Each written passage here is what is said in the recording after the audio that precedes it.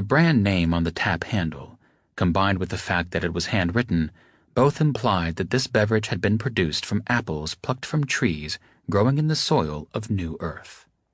Under the terms of Second Treaty, which had terminated the war in the woods, the only people allowed to live on the surface and do things like tend orchards were the descendants of Sooners, now renamed Indigens. The fact of this cider's being on tap here proved, or else was a very well-crafted marketing campaign intended to create the impression, that Ty Lake maintained close connections with at least one indigen community, and that he was importing its produce directly from its registered indigen zone, or RIZ. This made it a desirable luxury good, since most food was produced, far more cheaply and reliably, in habitats. Drinking beverages or eating food produced in a RIZ was for wealthy connoisseurs. Perhaps to allay any concerns Cath 2 might be having on that score, Ty said, "On the house," as he set the glass on its coaster. "That is kind of you," Cath 2 said, as her eye strayed to the black slate above the bar and noticed a shocking figure quoted in the way of price. "On the contrary," Ty said, "normal courtesy for a fellow member of my seven." So, Tyuratom Lake was their dine-in. It made sense, if the seven was going to be doing anything on the surface, anything that might involve a RIZ. "You're a bit early," Ty said. "Some of the others are here." He tossed his head back. This looked like one of those bars that went on forever, rambling into annexes and back rooms in a way that no architect would countenance, unless they were a very sly architect indeed. So, she inferred he was making a reference to some kind of back room or snuggery that she would never be able to find on her own. "Came up the back way," he added. "There's a back way?" "There's always a back way." "Doc?" "Showed up half an hour ago." For the most important living architect of the terraform to walk into the front door of a crowded bar on Capitol Hill would be to create all manner of unnecessary distractions. Doc would be recognized. People would want to demonstrate how important they were by walking up to him and introducing or reintroducing themselves. It would become tiresome, and it would wear him out. People would talk about it, perhaps even to the point of fouling up whatever mission the seven was being organized for. Of course Doc had used the back way. "Anyone else?" she asked. "Besides the nurse? Just the big fella." So Bellet had arrived too. Or so she guessed until several minutes later, when Bellet walked in through the same door that Cath 2 had used. He looked around the place in a manner that made it obvious he had never been here before. Quickly he picked out Cath 2's face. He did not react, but moved toward her directly. Cath 2 had taken the last available bar stool, but Bellet cut through the crowd, which was easy for him since people tended to get out of his way, and stood behind her, close enough that she could feel his warmth on her back. He ordered a popular brand of inexpensive beer from another member of the staff, a breed, probably Camite Julian, female, somewhat exotic. Ty had drifted away and resumed whatever he'd been doing with the bar tab. Cath 2 checked her timepiece and guessed that Ty was getting ready to clock out so that he could take them back to the room where they would have the meeting.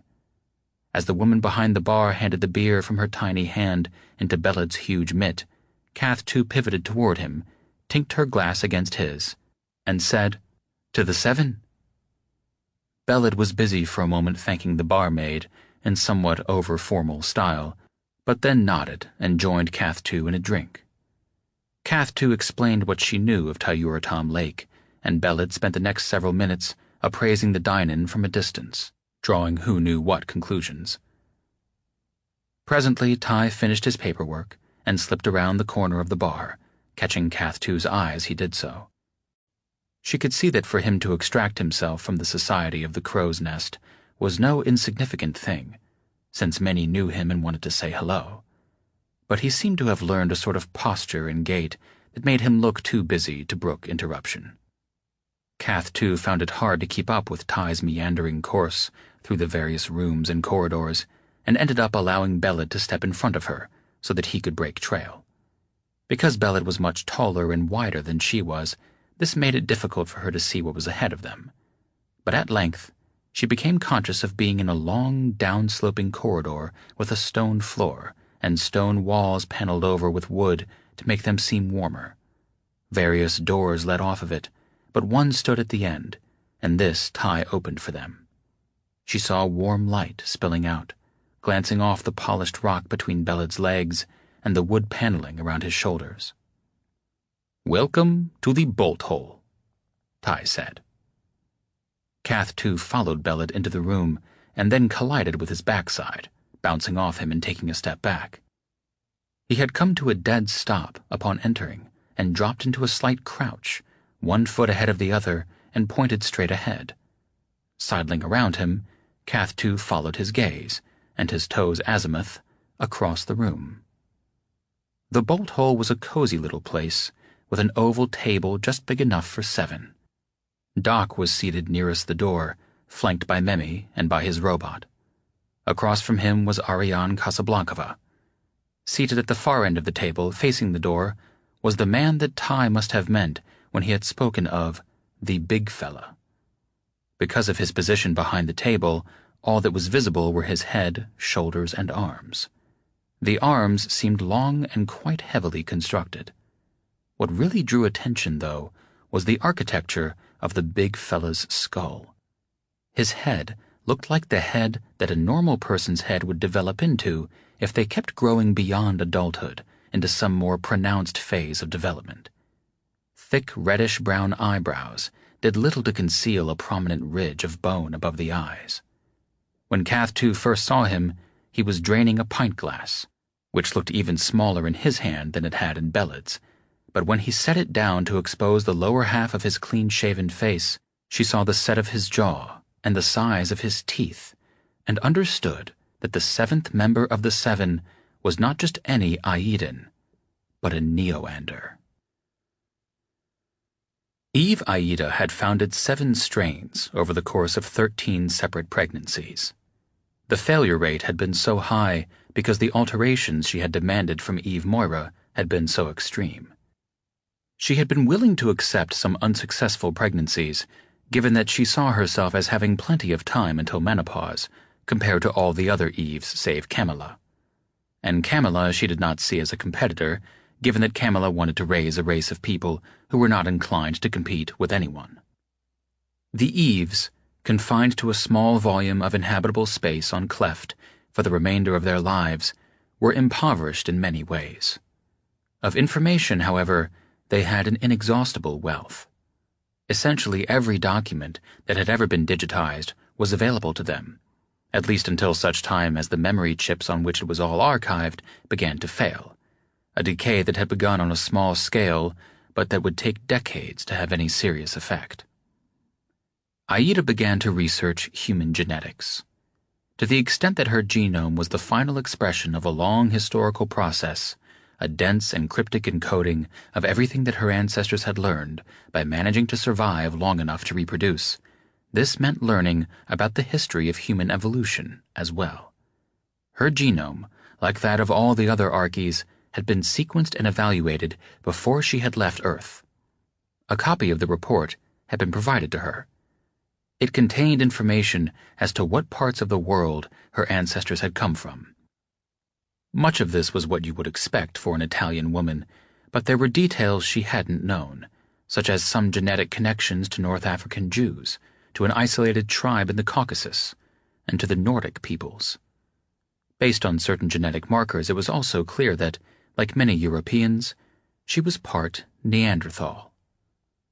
Later analysis by historical scholars of the breadcrumb trails left by Aida in computer logs suggested that she had spent almost as much time studying the genomes of the 4, whom she saw as her direct competitors, as her own.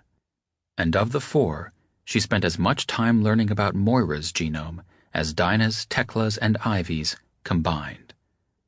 This was because Moira was of African descent, and Aida had become fascinated by the idea that Africans carried more genetic diversity within their genomes than non-Africans, as a simple result of the fact that humanity had originated on that continent and spread outward.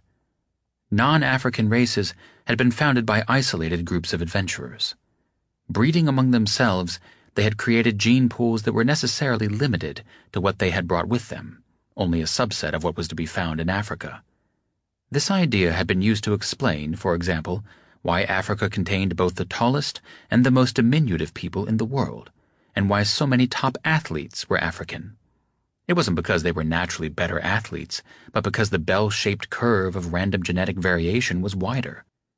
For every African who was a great athlete, there was presumably another who was miserably uncoordinated, but no one paid any notice to the latter. Whether or not this was a valid theory, the fact was that Aida swallowed it hook, line, and sinker, and used it to inform her genetic strategy in the Great Game. And to the extent that the four bothered to develop counter-strategies, they had to take it into account. The very existence of Moirans as a race was a result. Rather than try to follow all of Aida's machinations in detail, base pair for base pair, Eve Moira had chosen to tinker with those aspects of the genome that controlled epigenetics, making her children into Swiss Army knives. Tekla had been an easier target, where Aida was concerned, since she had stated so forthrightly what she considered desirable in a future race. It was easy enough to see that the children of Tekla were going to be strong, disciplined, formidable fighters. And one did not have to be a military genius to understand that fighting, for the foreseeable future, several millennia of being bottled up in space colonies, was going to be up close and personal. To the extent that violence was going to be an ongoing factor in human history, it was going to be a style of violence that relied on size, strength, and toughness. If history was any guide, those best at violence might end up ruling over everyone else. Aida was not about to see her children dominated by the sons and daughters of Tekla.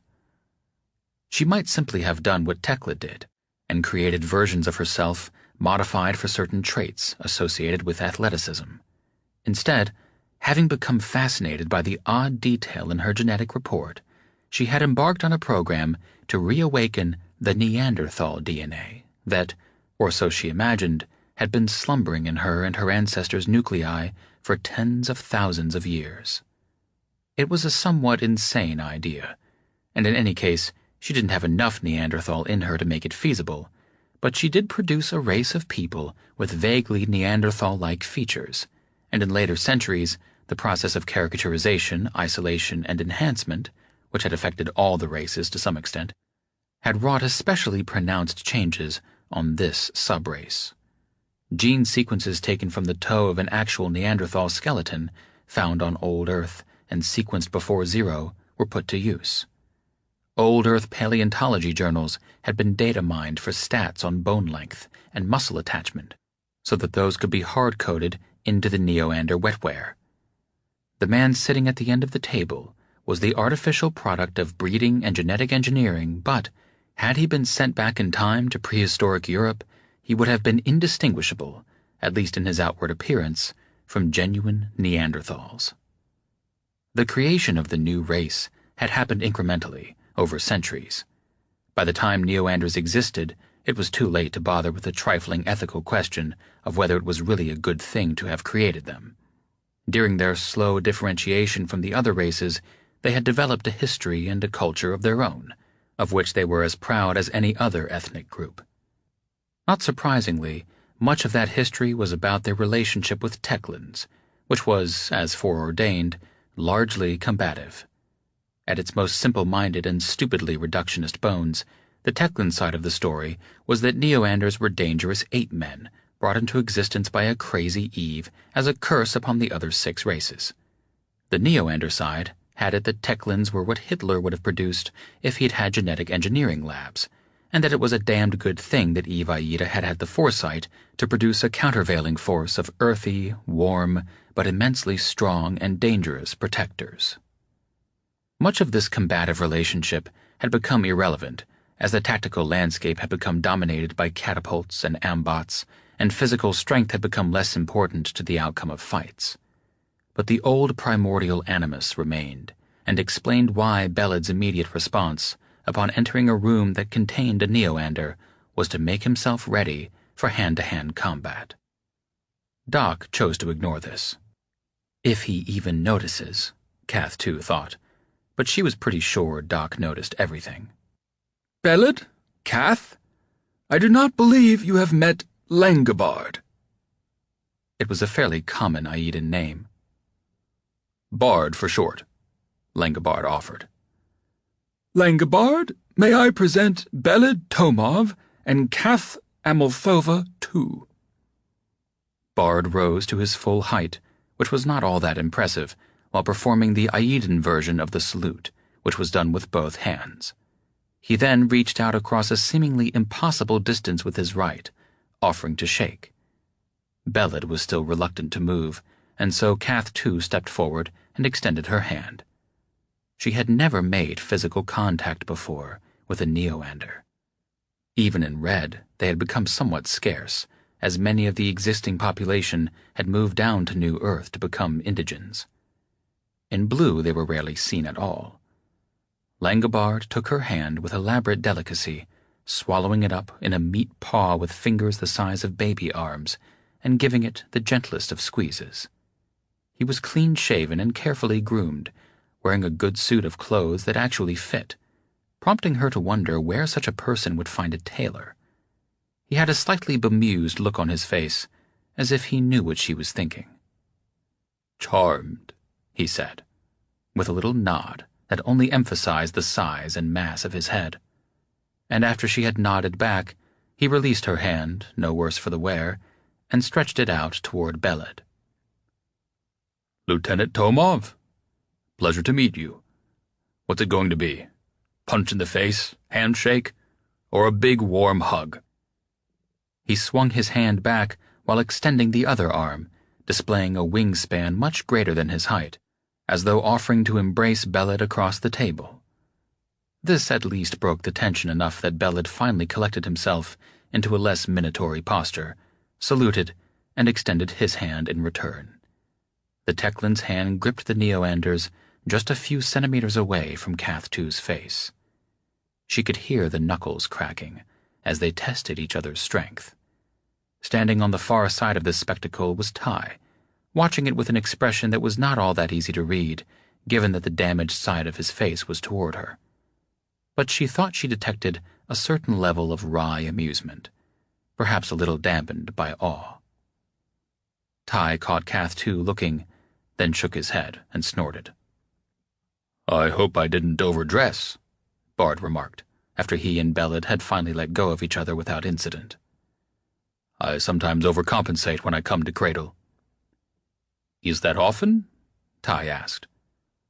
Kath too understood that Bard's remark had been a conversational gambit, and not just a bald assertion. Ty, with the social reflexes of a dine-in bartender, had recognized it as such and was already following up. "It's actually surprising that you and I have never crossed paths before," Bard said, addressing Ty but watching Kath too out of the corner of his eye. Only after she had sat down in one of the available chairs did he resume his seat. He picked up the empty glass. "I noted on your drinks list that you cellar some surface produce. Thank you for the beer, by the way." "You're most welcome," Ty said. "I have spent most of my life on the surface," Bard explained, "where some members of my clan grow grapes. We produce wine. Our primary market is restaurants in Cradle, though we do ship a few cases up to private cellars on the great chain." "Well then, that's one explanation for our not having met," Ty said. Kath too interpreted this to mean, the crow's nest generally doesn't stock such high-end wine, but Bard got a sly look on his face and, after a moment, returned, "Did you have another possible explanation in mind, Ty?" "Where is your clan's vineyard?" Belid demanded. Then, in a belated attempt to soften it, he added, "If you don't mind." "Oh, it's not a secret," Bard said. "Antimer, just near the line of demarcation." She didn't know much about the place, but she could visualize it, a crescent-shaped archipelago in the middle latitudes between the Aleutians and Hawaii. It was the rim of a huge impact crater. Some of the islands were fairly large. The largest of them straddled the antimeridian, 180 degrees east or west of Greenwich, which was the origin of the name, but most of the archipelago lay to the east of there, stretching all the way across the longitude of 166 degrees 30 minutes west. That was the location of one of the two turnpikes that the Aedans had built across the ring. It was as far west as the eye could travel, and so it served as a border between red and blue. Since it was in the middle of the Pacific, which, notwithstanding the best efforts of the hard rain, was still largely an empty expanse of water, there wasn't much of a land border. 16630 did cross through Beringia, the union of Alaska with the easternmost part of Siberia. A land border did, therefore, exist in that place, as well as in the somewhat more climatically benign part of Antimer, lying a few thousand kilometers due south. This was the line of demarcation that Bard had alluded to, carefully omitting the mention of on which side of it the vineyard was actually located. The border was fuzzy. There was no need to bother with strict enforcement on a world so thinly populated. The much longer land border at 90 degrees east, above Dhaka, wandered all over the place as it rambled north across the broadest part of Asia, squirming this way and that to circumvent craters, Himalayas, and other complications. The general picture that Bard had therefore conveyed, in just a few words, was something like this. His clan, whatever that meant, of Neo-Anders had gone down to the surface as soon as it had become livable. They might have been Sooners, which was what Cath II had been assuming of Tyuratam Lake, but, given their race, it was more probable that they had been military, sent down to Antimer, which was a fairly inviting piece of real estate, to secure it. For most of the Antimer chain lay on the red side of the line of demarcation, and constituted a valuable possession. But it had this troublesome extension onto the other side where blue could, if it chose, establish a beachhead. From there, military incursions might be made westward in the event that the treaty failed. All of these things had come to pass during the war in the woods. During the treaty negotiations that had concluded it, Red had made efforts to claim all of Antimer for itself, effectively defining a little eastward excursion in the line of demarcation that would rid it of this particular thorn in its side. No agreement had been reached on that item, so it remained in dispute. Had more people been living there, there might have been a demilitarized zone, a no-man's land, and all the other apparatus of disputed Cold War boundaries. As it was, things were just fuzzy. A tacit agreement was in place not to stir up trouble, but on both sides it was heavily populated with military settlements and/or survey installations, just to keep an eye on things. The obvious explanation for a lot of Neo-Anders living there was that they'd been sent down as a military force and brought their families with them. Upon the expiration of their term of service, they had declined the invitation to return to whatever crowded space habitat had been their place of origin, and had dispersed into the countryside, which was said to be a very nice place to live. This was technically illegal, but Red authorities had probably looked the other way, figuring that seeding the place with Neo-Anders could only strengthen their hold on it. Their Neanderthal heritage had been fabricated out of whole cloth, yet it was taken more or less seriously by everyone. It was a sort of consensual historical hallucination. Aida and some of her more bloody-minded descendants might have hoped it would instill fear of, or at least respect for, the fighting prowess of this subrace. Some Neo-Anders reveled in that. Many of them, however, preferred a revisionist view of Neanderthal history that painted them as highly intelligent. Their brains were larger than those of modern humans, artistically gifted, and essentially peaceful Proto-Europeans. Neo-Anders of a more intellectual bent held seminars about it. More practical-minded ones tried to live it. There was no better place to live it, Cath II had to admit, than Antimer, which had a temperate, European-style climate. And so it was entirely plausible that a group of Neo-Anders who had been sent down by Red as shock troops would, within a generation or two, end up running vineyards in that fuzzily defined border zone near the line of demarcation and, once the vines had reached maturity, trying to sell wine on the ring. The early market would be high-end connoisseurs and restaurants, and so they would need a member of the clan who cleaned up well, had good manners, and knew how to wear clothes, to establish commercial contacts in places like Cradle. This entire picture, or something close to it, was summoned up in the minds of Cath II and presumably Ty and Belid and the others as soon as the words were spoken. But Ty's remark, "That's one explanation for our not having met," and Bard's non-answer, "Did you have another possible explanation in mind?" were still lodged there awkwardly. Was Ty meaning to question Bard's story? The look on Ariane's face, as she regarded the Neoander, was not what you would call warm. But of course the Julian would be suspicious, would look for other explanations than what lay on the surface. Ty seemed to have noticed this too. His eyes were jumping back and forth between Ariane and Bard. Bard looked up at Ty and smiled, his huge upper lip pulling back to expose the row of yellowish enamel boulders planted in his upper jaw. "I'll bet that as our seven spends time together, Tayur, Tom, and I will have all sorts of opportunities to tell colorful stories about what our families have gotten up to during their decades on the surface." Which didn't answer the question. But it was charming, and it deflected the issue by making the point that Tayur Tom Lake's background, should he choose to discuss it with them, was likely to be at least as complicated as that of Langobard. Perhaps a bit of guilt-tripping there, too, implicitly asking them why they were so curious about the Neoander when other members of the Seven might be worthy of some scrutiny, too. Ariane sat back in her chair and pretended to look at her fingernails. She was not the least bit satisfied. Trying for a minute to think like a Julian, Cath II imagined how it must look to her, a creature selectively bred by crazy people to be capable of killing with his bare hands, who at the same time was extraordinarily crafty in his social interactions. "I am what I am," Ty said. "And what is that?" Ariane asked. "A bartender. Always happy to make new acquaintances." He nodded at Bard. "Or to provide guests with drinks. Anyone thirsty?" No one admitted to being thirsty. "For beverages, I meant," Ty added. "I'm sure we are all thirsty for knowledge." Doc liked that. "Knowledge in general, Tayuratam?" "Oh, I'd be living on Stromness if I were a knowledge-in-general man," Ty said. "A collector of facts? No, I take a more utilitarian stance."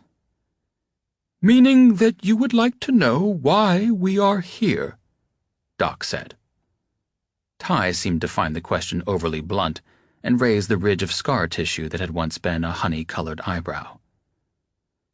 "If you'd enjoy saying something about it, I'd enjoy listening," he admitted. "If not, well, I'm willing to come along for the ride, up to a point." Doc now looked across the table toward Ariane in a way that made tumblers click inside of Cath II's head. He was handing control of the meeting to Ariane. It might be going too far to say that she was in charge, but she was probably in communication with whoever was. "Most of our operations will be on the surface," she said. "You might have inferred as much from the fact that we have gone out of our way to involve indigens," she glanced at Ty and Bard, "and survey personnel." She nodded at Cath II and at Belid. The last gesture elicited another one of those sardonic snorts from Ty, pointing out apparently just how implausible it was that a man fitting the profile of Lieutenant Tomov could possibly be taken seriously as a member of Survey. Ariane gave Ty a cool look, as if to say, "Don't start," then continued, "And I need hardly belabor the long-standing connection with the surface embodied by Doc and Memi." Conspicuously absent from the list now was Ariane herself, but if she was aware of the omission, she didn't show it. Everyone was left to make what guesses and assumptions they might about how her career, whatever it might be, was connected with the surface. "Discretion is important," Ariane continued, "which is why we will tend to operate out of cradle and use atmospheric or surface transportation," meaning airplanes and things that crawled on the surface of New Earth as opposed to rocket ships, bolos, and Aitken-Kucharski devices like giant whips. "Whenever possible, we will enter and exit cradle on foot, via the subterranean passages that are afforded by sockets. "When's the next?" Cath 2 started to ask. "Cayambe," Ariane said. 2 days from now. "We are going to travel from Cayambe to Beringia on the surface?" Cath 2 asked. Ty and Bard both looked at her curiously. "I haven't said anything about Beringia," Ariane pointed out. "But it's obviously where we're going," Cath 2 said. "It's where Bellet and I, and a lot of other people, were sent on survey. It's where I saw what I saw and told Bellet about it. This whole thing was precipitated by that, wasn't it?" "It has been brewing for longer. Years," Ariane said. "But you're not wrong. Ty's from that part of the world, I can tell by his accent. Bard is from south of there, on Antimer," Cath 2 went on.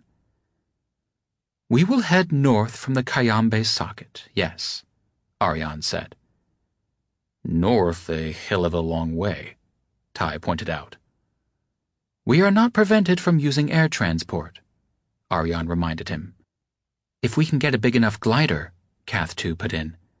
"The mountain wave will take us right up the Andes, the Sierras, and the Cascades in a day or two." "I am fairly confident," Ariane said, "that we can get a big enough glider." The undersurface of Cradle, only visible to people standing on the ground, more specifically on the equator, looking up at it, was flat and generally egg-shaped, elongated in the direction of its east-west movement. On closer inspection, its mostly smooth surface was interrupted from place to place by small hatches, carefully engineered protrusions, orifices, and other details. These were distributed around that otherwise featureless surface in a way that suggested orderly minds at work, addressing complications posed by the asymmetries of the city above. In several places along the equator of New Earth, ground had been cleared and flattened, and reinforced concrete pads laid. These had the same size and shape as Cradle's undersurface, and were equipped with their own hatches and orifices matching those on Cradle. Cradle could be neatly set down into one of these sockets whenever the eye happened to be directly overhead. There it might reside for hours or days, taking on or discharging supplies, and otherwise communing with the surroundings. But it never stayed for long, since it had to follow the movements of the eye, which always had urgent business elsewhere on the ring. At such times, a traveler who knew nothing of orbiting tethers and the like, emerging from the woods or cresting some nearby hill and coming into view of Cradle, would perceive it as a normal, which is to say stationary, city. The bucket handle arching high over its top was a heavy hint that something was a bit odd about it. Other than that, however, it would look, in that context, like a somewhat isolated hill fort.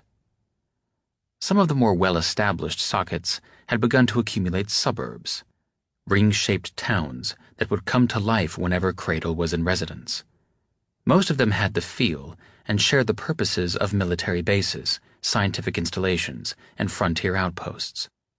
It had always been envisioned that many such would be built in time, creating a ring around the equator to match the habitat ring far above it, and that once New Earth was opened for general settlement, they would grow into important cities. To visit one now, centuries before its glorious peak, was something of an acquired taste, a little like walking around a building site after foundations have been laid and a few walls framed. Builders, dreamers, and people of imagination enjoyed such places. Others saw nothing. Cayambe and Kenya had been the first two sockets, built in the most likely sites on South America and Africa respectively. Each numbered about 10,000 souls. Cayambe's namesake was a volcano at the intersection of the Andes and the equator, in what had once been the country of Ecuador. It had, of course, taken a beating during the hard rain and resumed erupting for a while, but had now been dormant for about 700 years. In any case, the Cayambe socket had been built well clear of its most active vents, placing the volcano's summit, which was once again snow-covered, far enough away that it could be admired from any windows on Cradle that happened to be aimed in the right direction. The Crow's Nest's tower afforded views in almost all directions, and so Tyuratom Lake, standing behind his bar 2 days later, polishing a glass with a towel, and was able to look up between two tap handles and see the summit glide into view and then seemingly rise upward from the horizon as Cradle was lowered gingerly into its socket. Klaxons sounded all over Cradle and across the earthbound ring city that was now coming into view beyond its windscreens. Out of habit, Ty stuffed the towel into the pocket of his trousers, letting it dangle down his leg, and reached out to steady himself against the bar. The underside of Cradle and the matching surface below it had been designed so that a disk of air would be trapped between them during the final meter of descent and act as a cushion. This was allowed to escape through a picket fence of vents aimed upward around the periphery of Cradle, and so final docking was, as usual, signaled by a roar of escaping air and plumes of condensed humidity jetting upward into the blue sky over the Andes. The mildest of lurches caused stored glasses and tableware to clink together in cabinets all over the bar. The Klaxons and the vents went silent at the same time. Through the bar's windows, which Ty had left cracked open, he could hear the customary smattering of applause rising up from the stony streets of Capitol Hill. He checked his timepiece. A few politicians and generals, who had leaned back from their breakfasts to observe the docking and admire the profile of Cayambe volcano, bent forward again, picked up their forks, and resumed their conversations. Cradle had just become the largest city on New Earth, and was scheduled to remain so for 24 hours. Its system of windscreens, built to shield the city from the blast created by its movement through the atmosphere, now seemed more like a barbican, thrown up in some past age to defend an old city, but now merely a historical curiosity and a dividing line between neighborhoods. Other than keeping a curious eye on all comings and goings through Cradle's 8 gates, quarantine made no effort to control the mingling of populations. Cradle's visits were so brief that to stop, examine, and question everyone passing between it and the sockets would have rendered the whole visit pointless. Thanks to this relaxed policy, the time it took for an average person to get from the nearest of the 8 gates to the crow's nest was 9 minutes. The first customer showed up in 7, breathing somewhat heavily, and requested a beer. Ty did not recognize him, but the next 2 faces that came in the door 30 seconds later were familiar. During the next quarter of an hour, the place filled up with a mixture of regulars, from Cradle and Cayambe alike, and curiosity seekers. Ty's staff, well accustomed to these surges, began to open up back rooms. Extra cooks came up through one of the back entrances and began to make use of mise en place that had been prepped the night before. Everything, in other words, ran smoothly, which was how Ty liked it. The ability of the crow's nest to accommodate a socket surge with no intervention from Ty, other than polishing a glass, was, in a sense, his life's work. He had done every job it was possible to do in this place, from floor mopper on upward, and learned over time to select and delegate the work to others who could do it better. He had advanced, in other words, to higher levels of mental activity, while always doing enough of the floor mopping and glass polishing to remain in physical contact with the business of the bar and in human contact with the staff. His real job, the job that the owners paid him for, was to be an observer of the human condition, as it was so richly displayed from day to day within these walls. He was also a judicious manipulator of the human condition, in the sense of occasionally throwing people out, telling others to settle down in a manner so smooth and humorous that they didn't know they'd been told, and making others feel welcome when they seemed ill at ease. All of that was as fundamental to the operation of a bar as mopping the floor. Others on his staff could do such things almost as well as he.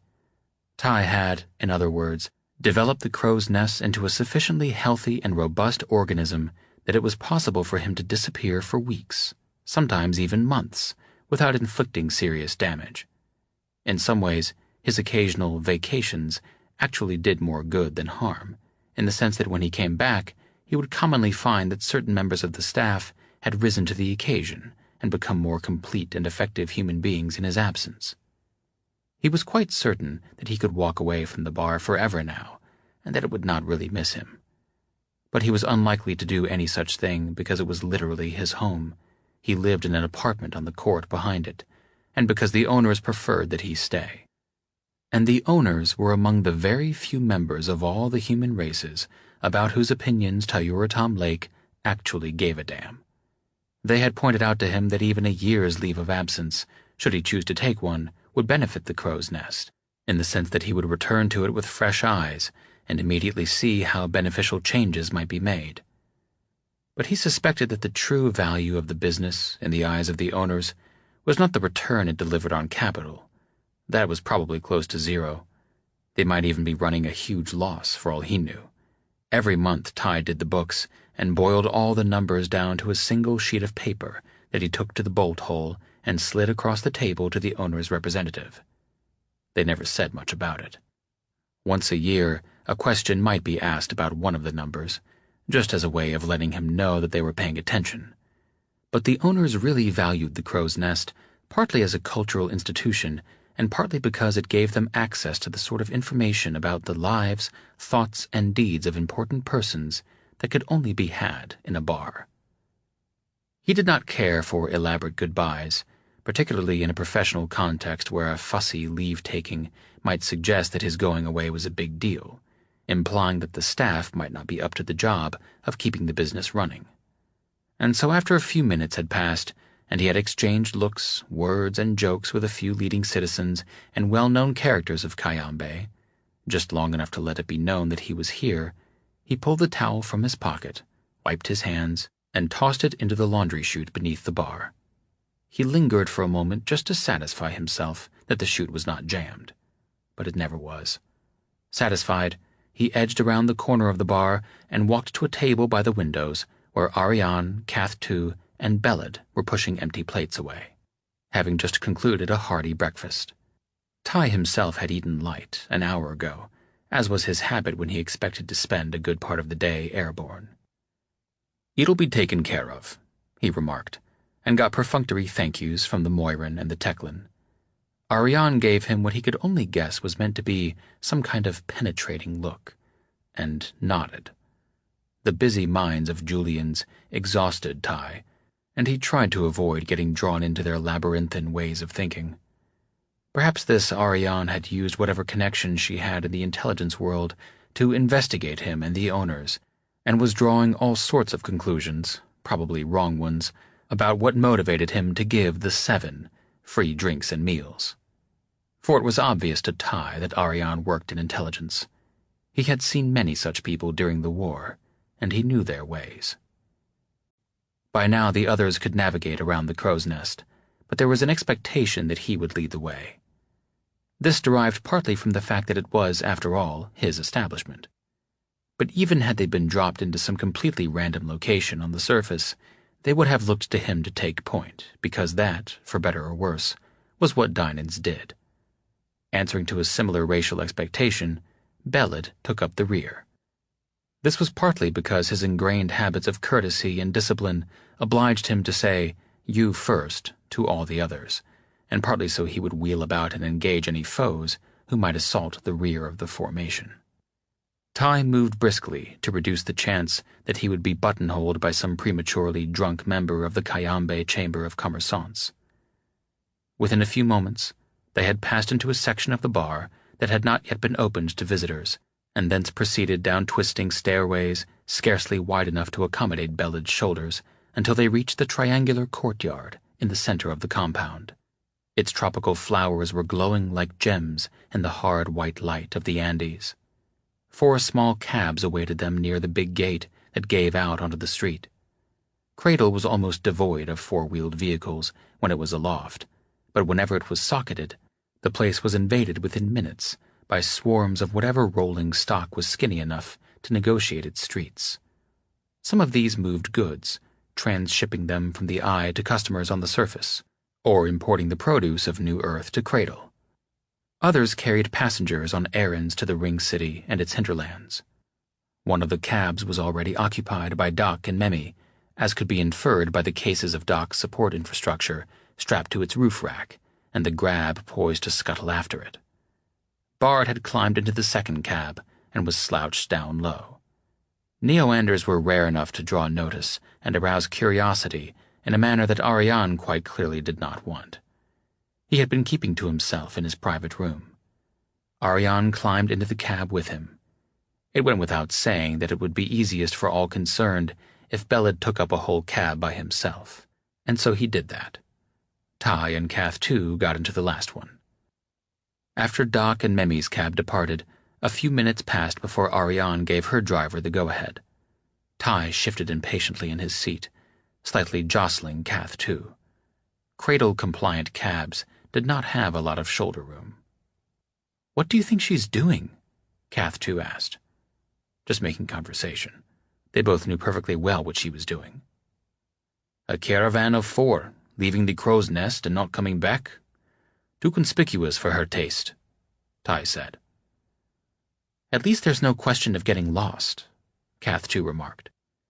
She ducked her head low so that she could peer out the window and get a look at the northern sky beyond the city. The sun shafted in and made her eyes glow, picking out glints of yellow in irises that were mostly green and brown. She didn't have the crazy yellow cat eyes of some Moirans, but there was a bit of that in her ancestral tree. She knew Ty was looking at her, but she didn't let on to being self-conscious, which he approved of. She was looking, of course, at the Aitken loop that was their immediate destination. Assuming that it was still operating, and she'd have reacted differently had it gone down, it was rising up out of a mostly suburban flink barn on the town's outskirts, surrounded by hangars and maintenance facilities for aircraft that ranged up and down the length of the Andes. "You have everything you need?" Ty asked. "It'll be a long day for you." "It'll go by in no time," Kath too demurred, "because I'll be busy. It'll be long for you because you'll be bored. Did you bring a book?" "People are my books," Ty said. "But I did bring a couple, in case the people all go to sleep." It was meant as a light joke, but he saw her face snag on it, wondering if he was trying to make a racial crack about Moirans. "An annoying habit that many people seem to have," he added. Apparently a mere 2-cab caravan was not enough to trigger Ariane's anxieties, and so the one carrying Belid and the one carrying Ty and Kath too departed in tandem and began to work their way through streets crowded with pedestrians. They could have done the first part of it more quickly on foot, but when they passed out through the vehicular gate and into the streets of Cayambe, things opened up quite a bit, and they were able to use streets that had been designed specifically for 4-wheelers. The place seemed dustier than Ty remembered, or maybe he was just seeing it through visitors' eyes. Cradle Sophisticates would see its menagerie of robots as comically oversized and ramshackle, its people as a lot of jumped-up backwoodsmen. Ty's kind of people, in other words. The sort of person whose ancestors had stayed in the habitat ring and played by the rules, patiently awaiting the moment when Doc, or some successor of his, would cut the ribbon on New Earth and allow settlers to flood in, had complicated feelings about Sooners and Indigens. On the one hand, they were viewed as sharp operators, tricksters. At the same time, they were isolated bumpkins. Ty had learned early how to play both sides of the image.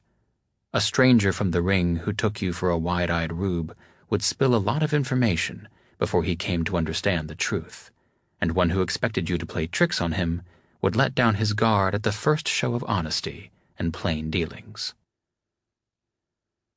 If you took a large number of flinks, flying autonomous chain links, and joined them together into a long chain and connected its ends to make it into a continuous loop, and then got the whole loop moving through the air like a train composed of little airplanes, each using its stubby winglets to generate its share of the lift, then you had a thing known as an A-train, pronounced the way a resident of old New York would have said A-train.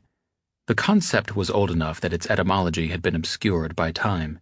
It might have been air train with the first R elided, or a contraction of Aitken train. Sometimes, as here, it was a captive A train, passing continuously through a fixed installation on the ground and rising from there to a considerable altitude before reversing direction and plunging back down for another circuit. But A trains could also fly freely in the air, a technology crazy enough that it had become associated with the Aedan big brains known as Djinns or Gainies, and tended to be used only by Red. Presumably at Ariane's behest, they took a circuitous route to the A-train station, swinging wide around the hangar with the big Q on its roof. The caravan collected itself in an unmarked hangar on the edge of the military zone, which Ty viewed as a classic example of the not quite survey and not quite military style. There were no human personnel, just 2 copies of a specialized kind of grab posted at each of the wingtips of a big glider, nominal capacity 10. Adequate room for a 7, or so Ty thought, until he climbed aboard and found it preloaded with mysterious equipment cases. Cath, too, made a slow walk around the glider and then climbed aboard, pulled the door shut, and crawled forward onto the couch where she would spend the journey resting on her belly. Everyone else looked away politely as she got her urine collection system squared away. In front of her was the glass dome, more than 1 meter in diameter, that served as the aircraft's nose. Beled and Bard took opposite window seats in the back row of the passenger compartment. Doc sat in the front row on the aisle, where he would have the best view forward over Cath 2's backside and out the dome. Memi sat in the window seat next to him, and Ariane grabbed the seat across the aisle from him. Ty had his pick of a few seats in the midsection. He had noticed Ariane's preference for always sitting next to Doc. Were he a jealous sort, or the kind of person who liked having long conversations with eminent scientists, he'd have resented the way she monopolized him. Instead, he just found it kind of interesting, and wondered whether Doc would shoo her off at some point so that he could at long last talk to someone else. The glider began moving around, presumably because Cath 2 had told the grabs holding its wingtips to take it somewhere. The nose tilted down as they descended a ramp into the Flink barn. This was a noisy warren in which thousands of identical robots were hustling around in a manner that looked chaotic and organized at the same time, much like the impression you'd get staring into a beehive. For an earthbound loop system like this one, the Flinks had to be aerodynamic, so their inner skeletons were hidden beneath thin plastic fairings, making them into blunt-nosed cylinders, like large bullets, with a little waist in the midsection to give the universal joint freedom to bend this way and that. Each of these Flinks was about 0.5 meter in diameter and 2 meters long, and weighed about twice what a large human weighed. Lying on the floor, they were helpless, and so grabs moved them around by getting them aimed in the right direction and then rolling them about like barrels, creating a scene that looked a little like a swarm of dung beetles going about their work. The general point of the operation seemed to be to channel the Flinks in the direction of troughs, where they would naturally line up. This enabled them to couple themselves together into short segments of chain. The troughs had roller bearings that made it easy for chain segments to slide forward and back, like trains in a switching yard, and in this manner, chain segments could be added or subtracted from the A train while it was operating, which was to say, while the system was shooting it straight up into the air at high velocity and sucking it back in on the down leg. In one of those easy-for-machines, inconceivable-for-humans operations, a coupler on the glider's nose ended up being snapped to the tail end of a Flink chain that presently got concatenated onto the up leg. Rapidly brought up to speed while still in the confines of the Flink barn, the glider pitched upward sharply as it emerged into the light. It began to rise vertically, drawn behind the chain. Nothing was connected to the glider's tail. The loop had been deliberately severed, and so the system had ceased being an Aitken loop. It was now a vertical bullwhip, accelerating the glider to higher and higher velocity as the Knickstula at its apex propagated skyward. Lying now on his back, staring straight up over Cath 2's shoulders, Ty could see small aerodynamic vanes that had deployed from the fuselage of the Flink ahead of them. These, like all the other vanes on all the other thousands of Flinks in the chain, effected tiny adjustments to keep the whip trimmed in just the right configuration. The result, a few moments later, was that the glider came snapping over the top just as its connection to the last Flink was severed. In a few seconds, it had been hauled 2,000 meters straight up and let go with a velocity of a few hundred kilometers per hour. Meanwhile, every other Flink in the chain had decoupled itself fore and aft, causing the entire chain to disintegrate into a linear cloud of identical fragments, each headed in a different direction. Each Flink, sensing that it was aloft and alone, automatically deployed large tail vanes that turned it from a bullet into a badminton shuttlecock. The flinks rapidly slowed down to their terminal velocity, turned nose down, and began to fall toward the ground. A slight canting of the vanes caused them to begin spinning like maple seeds, further slowing their descent, and in this manner the entire swarm began to descend in the direction of an empty lot adjacent to the flink barn. All of which had to be pictured in Ty's mind's eye, since they already had left it far behind. But he had seen it many times, as it was one of the basic operations carried out many times a day at any A-train port. The same flinks, organized in a different way, might just as easily have effected a high-altitude rendezvous with an orbiting bolo, or collected an aircraft and drawn it back downward to safe haven in the barn. The first half-hour of the flight was a little unsettling to Ty's stomach, as Kath too made a few sudden maneuvers, perhaps because she had sensed good air in one direction or bad in another.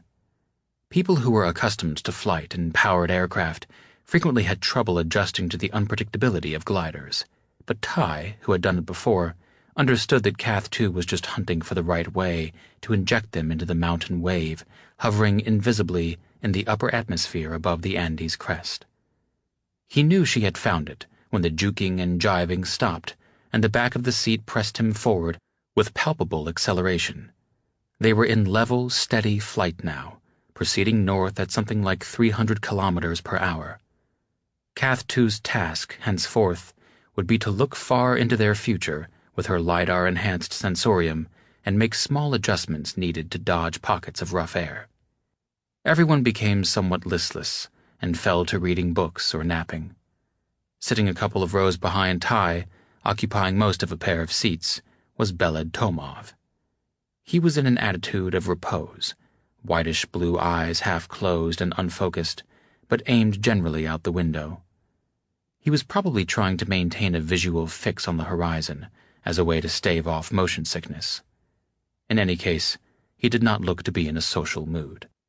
Over a series of meals and drinks since the initial meeting of the seven, Ty had been able to piece together a vague picture of the mission that Kath too and Beled had recently completed in Beringia.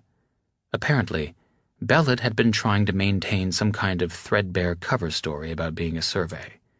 Fortunately, this had now been dispensed with, and Doc was openly addressing him as Lieutenant Tomov. Military were divided into three broad groups, generally known as button pushers, ground pounders, and snake eaters. Beled, clearly, was no button pusher. That was the only branch of the service where Ivans and even Kamites were present in any numbers. That narrowed it down to ground pounder or snake eater. He seemed too elite to be a ground pounder, the sort of regular troops who would be deployed in large formations along borders on the surface. Oh, it wasn't out of the question. He might simply have been an unusually big and strong GP. But more likely he was a snake eater, which was to say a former GP who had been promoted into one of a few special-purpose branches. Those had informal names, too. Queeds, quarantine enforcement and detention, Feelies, forward intelligence, and Zerks, a contraction of berserkers. Queeds had by far the lowest status. They were looked at somewhat askance because of their status as what amounted to riot police, called in to quell domestic disturbances, but more often just posted near gates to remind people not to make trouble. Popular estimates of their intelligence and moral fiber were none too generous. Ty could not see why such a person would have been chosen for the seven, and so he deemed it unlikely. Forward intelligence was a better fit, and an obvious guess, since Ty already knew that Beled had very recently been called back from the surface, where he had been moving about on what sounded like a classic Feely kind of mission. Reference had been made to the fact that Beled had passed near at least one Riz and observed its inhabitants without himself being seen, which was just the sort of thing Feelies were supposed to be good at. The only thing that prevented Ty from simply pigeonholing Beled as a classic Feely was his physique. Because of that, he must allow for the outside chance that Beled Tomov was a Zerk. But only an outside chance, because, contrary to their image in popular entertainment, Zerks were not all huge and muscular. Most of them looked reasonably normal, if unusually fit. The Zerks were not a single unitary force, but a mosaic of small units, each of which was trained and equipped for a special type of activity, such as fighting in space units in zero-G, fighting underwater, being dropped from the sky in pods, or cloak and dagger urban shenanigans. Thus far, Belid Tomov had not shown any clear signs of such specialization. The steps he was taking to avoid motion sickness suggested that he was not accustomed to airborne work. If Ty had to guess, he'd say that this man had started out as a ground pounder, spent a lot of time on the surface in a border zone, distinguished himself, been promoted from the ranks, and ended up in some kind of tiny Zerk unit that specialized in sneaking around on the surface. The only one showing signs of life was Langobard. This stood to reason, since he had been confined to quarters for a few days. Ty moved back, sat next to him, and asked him about his clan's vineyard in Antimer. It was a wholly reasonable line of inquiry from a cradle bartender, but both men probably understood that it was just an icebreaker. Bard was more than happy to play along, and talked for a while about the volcanic soil of his homeland, how the terraform had converted it, in the last few centuries, from a dead mineral rubble to an ecosystem, and how his grandparents had smuggled grapevines down from various botanical gardens in both blue and red, and suffered through various misadventures on their way to figuring out that certain soil amendments were needed to make it work. Implicit in that story was that they must have been working with some people who weren't Neo-Anders.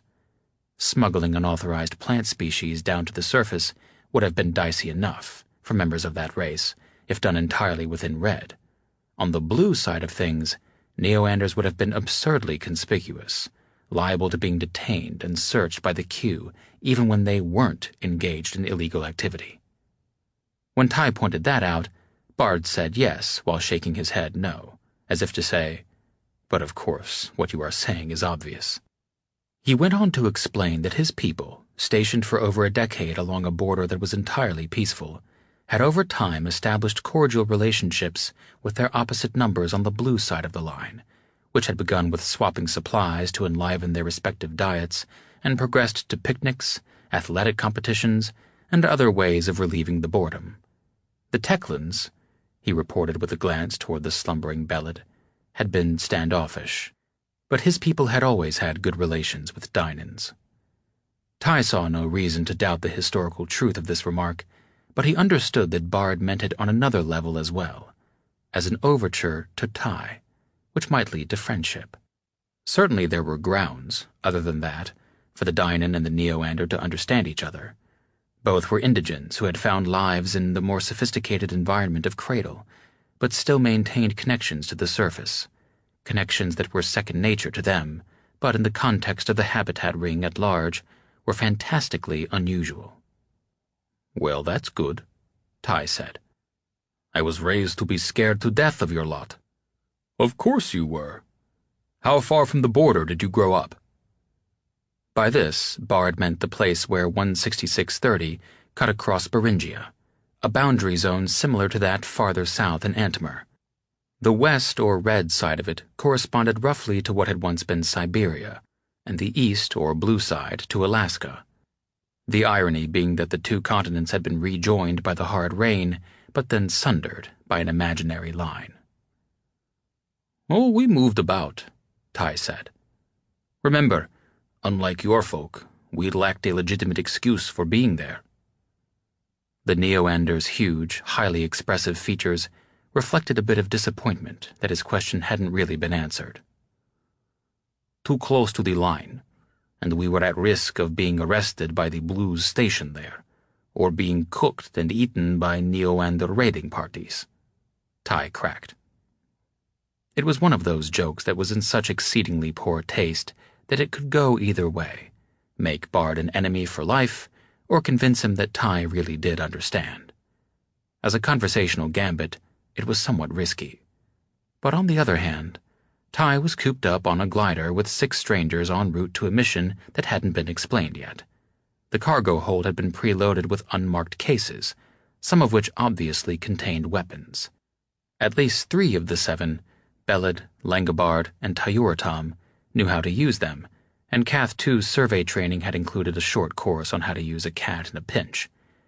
It was not the time or the place for the sorts of elaborate conversational niceties and courtship dances that might be expected in, say, an old private club on Cradle. More important was to get things sorted in a hurry. Bard laughed and shook his head. "Why not move farther east, then?" he asked. "Get away from those threats altogether." "Because the early Sooner toeholds weren't really sustainable, and we had to trade with blues for vitamins." "Under the table, I presume." "Of course." "What did you give them in return? Your women?" It was fair payback for the cooked and eaten joke, Bard testing him in return. Ty took it in stride. "They were scared of our women." Happy Dinah's Day, by the way. "Is it Dinah's Day? I've lost track." But it didn't matter. Having made a crack about dinin' women, Bard had to pay respect to their Eve. "No," Ty continued. "To answer your question, it's the same thing that led your ancestors to trade victuals across the line." "A craving for greater variety in the diet," Bard said. "More powerful in the end than sex." "Yes. Early on we had nothing more to offer them than fresh vegetables." "Up there?" "Summer days are long. You can grow a lot in a crude plastic greenhouse. Later, as the ecosystem spun up, it was meat from small animals, berries, and a few luxury goods like furs." A thought occurred to Bard. "And how far would your people range in search for those things?" He was referring, as Ty understood, to Cath 2's story about the camouflaged indigene in the trees. For she had by now shared this with the others. "Not that far," Ty said. In the vast and ancient undertaking called the Terraform, survey was a small department, sometimes viewed as a receptacle for eccentric or troublesome personnel. Its outposts were small and, because they needed to be sited along rapidly changing frontiers, makeshift and temporary.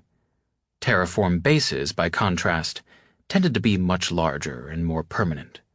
As a rule, they were sited on islands off the coasts of continents. There was a logical scientific reason for doing it thus, but as Doc himself freely admitted, the real reason was more aesthetic and symbolic. Most of the sophisticated genetic sequencing laboratories and the staff needed to make them work were up in the ring, where space was tight but brains were plentiful. Terraform installations on the surface were of a more practical character, and they sprawled over territory in a way that looked extravagant and unruly to habitat dwellers. They combined the functions of botanical garden, experimental farm, arboretum, zoo, and microbiology lab. Small samples, cuttings, or populations of bugs, plants, or beasts that had been developed and nurtured on the ring were dropped in such places to be propagated and observed before being shipped in quantity to the biomes where they would be allowed to run wild.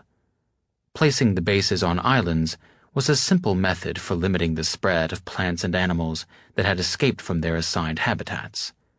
It was very far from being foolproof, but it was simple, easy, and fairly effective. An easy fit, in other words, for the get-it-done school. The terraform base for the Central American Isthmus was Magdalena. This was a large island in about the same place as the former Islas Marias. Pre-zero, this had been an archipelago off the west coast of Mexico, somewhat south of the tip of Baja California. The hard rain had reforged it into a single island with a few rocks and reefs scattered about, useful for propagating life that was designed to occupy shallow water and tidal zones. The lack of a moon meant that New Earth's tides were caused entirely by the gravity of the sun, which made them weaker and more closely synchronized with the cycle of night and day. Because tidal zones were thought to have disproportionate importance to the ecosystems of land and sea alike, much terraform brainpower had been focused on them, and the low-lying banks of wave-washed rubble around Magdalena had become spawning grounds, not just for fish and birds and crustaceans, but for researchers with advanced degrees. Doc himself had spent 10 years of his life here, sloshing through tide pools with buckets and shovels. Ty would not have thought it possible but Cath too got them there with a little bit of daylight to spare in a single day's flying. Around midday, she mumbled something about a noteworthy jet stream perturbation and the possibility, which to her was apparently quite enticing, of catching a stratospheric wave. To Ty it might as well have been eye of newt and toe of frog, wool of bat and tongue of dog. Her next words, though, had been admirably clear. "Hang on!" Drinks were spilled and barf bags reached for all around the cabin. Oxygen masks dropped from the ceiling as the glider shot up through the tropopause, and the fuselage creaked and keened as Cath 2 trimmed it to peel energy from some kind of fascinating upper atmosphere anomaly. Several hours later, when, after another understated warning, she banked it nearly upside down and let it dive toward the faintly wrinkled blue water of the Pacific, they had covered many hundreds of kilometers beyond their original flight plan, and their only real problem was dumping energy so that they could make a landing, as opposed to a crater, on Magdalena. The place had a flink barn, but the loop wasn't operating at the moment, and anyway there was no reason to attempt a mid-air rendezvous with a flying chain when a simple airstrip was available nearby. An impressive whine sounded through the airframe as Cath 2 turned on a pair of turbines in its belly that took in air through scoops and converted its energy to electrical power that was then stored. The next time the glider took off, the whole system could be run backward, driving the turbines as jets to provide some initial energy boost. It wasn't necessary, but it was a way to slow the glider down, and it was a courtesy for the next pilot. Owing to some low banks of clouds, not much about the last phase of the flight made sense to its passengers, but at length the glider shot out the bottom of that weather system, and suddenly Magdalena was below them, lit up on its west side by the last of the setting sun. On the purple skin of the sea, thin arcs of foam materialized as incoming wave fronts sensed the bottom or wrapped around submerged reefs. Doc had moved to a window seat so that he could peer down at his old stomping grounds, and in the suddenly quiet cabin, Ty was able to hear him remarking on various installations along the shore. Most of these just looked to Ty like picket lines of pilings and ragged shanties of fishnet and plastic. But as Ty had been explaining to Langobard earlier, his Sooner ancestors had made a living from meaner tech than that, and so he did not think less of the scientists who had built them. The wildlife habitats, arboretums, and gardens tiling Magdalena's western slopes looked a little closer to what a member of the general public might expect from a major terraform base, and the buildings clustered at the end of the airstrip were as respectable a town as it was possible to find anywhere on the surface. Ramps, stairs, and a long zigzagging road connected it to a harbor a couple of 100 meters below, where, at a glance, perhaps 8 significant vessels, a giant flying boat called an ark, and many smaller boats were moored. They enjoyed a brief panorama of the waterfront before the final bank-around and approach took them out of view behind some hills. After the excitements of the flight, the landing was dull, and Ty suspected that Cath 2 had just turned it over to an algorithm. The glider touched down on the single wheel that peeked out from the underside of its fuselage. Before it had slowed to the point where it might teeter sideways, a couple of specialized high-speed grabs had caught up with it, moving in the somewhat disturbing, prancing, scuttling gait that they used at such times, and caught hold of the wingtips. They escorted it to a field of tie-downs off to the side of the airstrip. Cath 2, relieved of responsibility, rolled over onto her back, stretched, and rubbed her eyes. Ty was eager to disembark, but he knew that Doc would be the first out the door. He knew this because he could see a considerable welcoming party walk jogging toward them. Ariane was looking at the same thing. Ty did not understand why she would be so secretive on Cradle and in Cayambe, only to land them in the one location on the surface where Doc was most famous. He guessed she had her reasons, worked out in painstaking detail, and never to be shared with the likes of Ty. They had to land somewhere en route to whatever their final destination was, and perhaps Terraform was enough of a closed community that the buzz Doc would create by landing here would not extend much beyond Magdalena. About 20 years ago, around the time of his 100th birthday, Dr. Hu Noah, like all Ivans, he put his family name first, because it was somehow supposed to be more logical, had made a conscious decision to give up on trying to explain to younger people just how little he had actually changed with age. It didn't really matter that these people were making all sorts of wrong assumptions about how his mind and his body were changing. What mattered to them, he had finally come to realize, was that they believed such things to be true. It was more important to them to believe it than it was for him to explain the facts of the situation. And so he had decided to let them think what they thought and to try to find constructive ways to use it. Sometimes this meant sitting so quietly that they forgot he was there and began speaking of him in the third person, using remembrance as a sort of interpreter. Sometimes he could astonish by speaking up, making it clear that he had been following the conversation all along. Or he would stand up, an action that was always described later by witnesses as springing to his feet, even though it was nothing of the sort, and begin to move about under his own power, which many who didn't know him well seemed to consider miraculous. Because remembrance was always by his side, and his grab was always scuttling along beside him, giving him a sort of universal banister and grab rail, people assumed he was more unsteady than was really the case.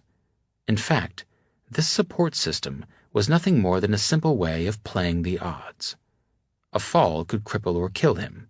Why not have the grab handy? And remembrance, though she was assumed by most to be a healthcare worker, was really more of a general-purpose aide-de-camp, and, to put it crudely, a cow-catcher for turning human obstacles out of his path.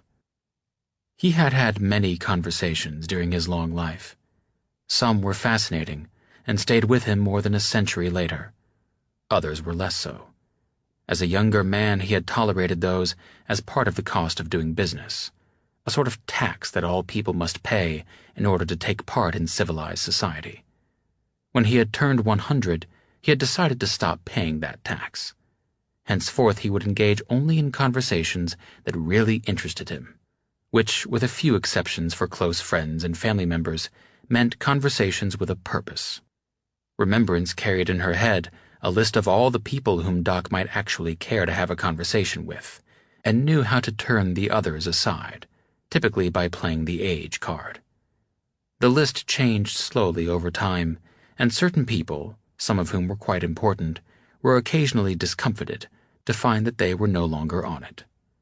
The list had been written down only once 20 years ago, when Doc and Remembrance had established their relationship. She had committed it to memory and destroyed it. It now existed only in her, not Doc's, head. Perhaps 10% of the original names remained. Many of them had died. The others had been crossed off, almost always without any volition from Doc. Remembrance stayed off to one side during his conversations on the pretext that she might be needed to intervene medically. But what she was really doing was following the dialogue and monitoring Doc for signs, not that his heart was failing or his medication wearing off, but that he was bored. Sometimes, during their first decade together, he had gone so far as to glance in her direction and catch her eye for a moment, while his interlocutor wasn't looking, and this had been enough to eliminate that person from the list, but since then it had no longer been necessary. In many cases, Remembrance had made what Doc had, at the time, considered to be mistakes in her performance of this duty, but on further consideration, he had seen what she had seen quicker, and come to agree with her. Exceptions had to be made for cases like this one, where they had to work with the 5 other members of the 7. Some, but not all of these, might have made their way onto Remembrance's list. He had tried to select people such as Cath too, whom he enjoyed talking to, but the others were strangers to him. Ariane Casablancova showed an amusing pretension in sitting next to him whenever she could, acting as a gatekeeper between Doc and the remaining 4. She took at face value Remembrance's cover story. Had Remembrance not been a Camite, she might have taken it wrong, seeing it as an usurpation of her prerogatives. But that, plus the fact that she had lifetime tenure, a sort of platonic marriage to Doc, made Ariane's behavior at most a source of dry amusement. The system worked beautifully at times such as this one, when a delegation of senior terraformers had gathered outside the door of Doc's glider to belabor him with a welcome. It wasn't that they were insincere, just that their quite genuine desire to greet him was all mixed up with other hopes and needs. One might want to get a photograph with him, but be bashful and tediously indirect about making the request. Another might feel that her life work had been unfairly slighted by her peers, and would desire some sign of affirmation from Doc. Yet another might be embroiled in some internal political drama of terraform, and would hope to gain some currency by being seen on Doc's arm. None of it was wrong or unreasonable, but all of it was a waste of time where he was concerned. Just further examples of that tax he didn't want to pay anymore. Knowing this without being told, Remembrance exited the glider first. Doc watched out the window as the delegation huddled around her, leaning in close to hear her quiet voice, and furrowed their brows and made exaggerated nods as she explained to them just how exhausted Doc was. At some point, she gestured back toward the glider, and all of them looked up in unison and saw Doc's face framed in the window. He made the faintest of waves, and they all showed their teeth and saluted him in the various styles of their races, mostly Ivan and Moirin. Once that was seen to, Doc sprang to his feet with a tug on the handle of his grab, made his way to the door, stood framed there for a few moments so that they could take their pictures, and then made a great show of descending the stair that had folded down from the vehicle's fuselage. The delegation tracked him across the apron of the airstrip, surrounding him in a great loose cloud, but not subjecting him to the tiresome demands of polite social interaction. Ariane was right behind, and the remaining four trailed at a distance, completely ignored. Ariane had gotten that right, at least. To the kinds of people who lived here, Doc's arrival on Magdalena was such a sensation that even a Neoander went unnoticed. After Remembrance had turned aside all invitations and offers of hospitality, he dined in his room with Ariane, who reveled in the attention. Tomorrow things would be different, and she would have to begin adjusting. In the darkest part of that adjustment, which for a Julian could get very dark indeed, she would look back on this meal and understand it for what it really was, a gesture of respect from Doc that could not be gainsaid by any of the voices muttering away between her ears. Doc asked her about her upbringing on Astrakhan, which was a smallish, almost pure Julian habitat at 48 degrees 6 minutes east, near the center of the dine-in part of the ring. This anomaly had come about as the result of a vision, in both the literal and figurative senses of that word, of a Julian man named Tomac, who had raised funds and established it as a quasi-religious outpost very early in the history of the ring.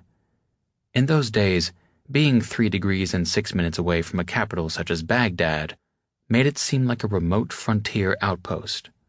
Since then, of course, the dine-in segment had filled in around it, crowding it between much larger and more modern habitats.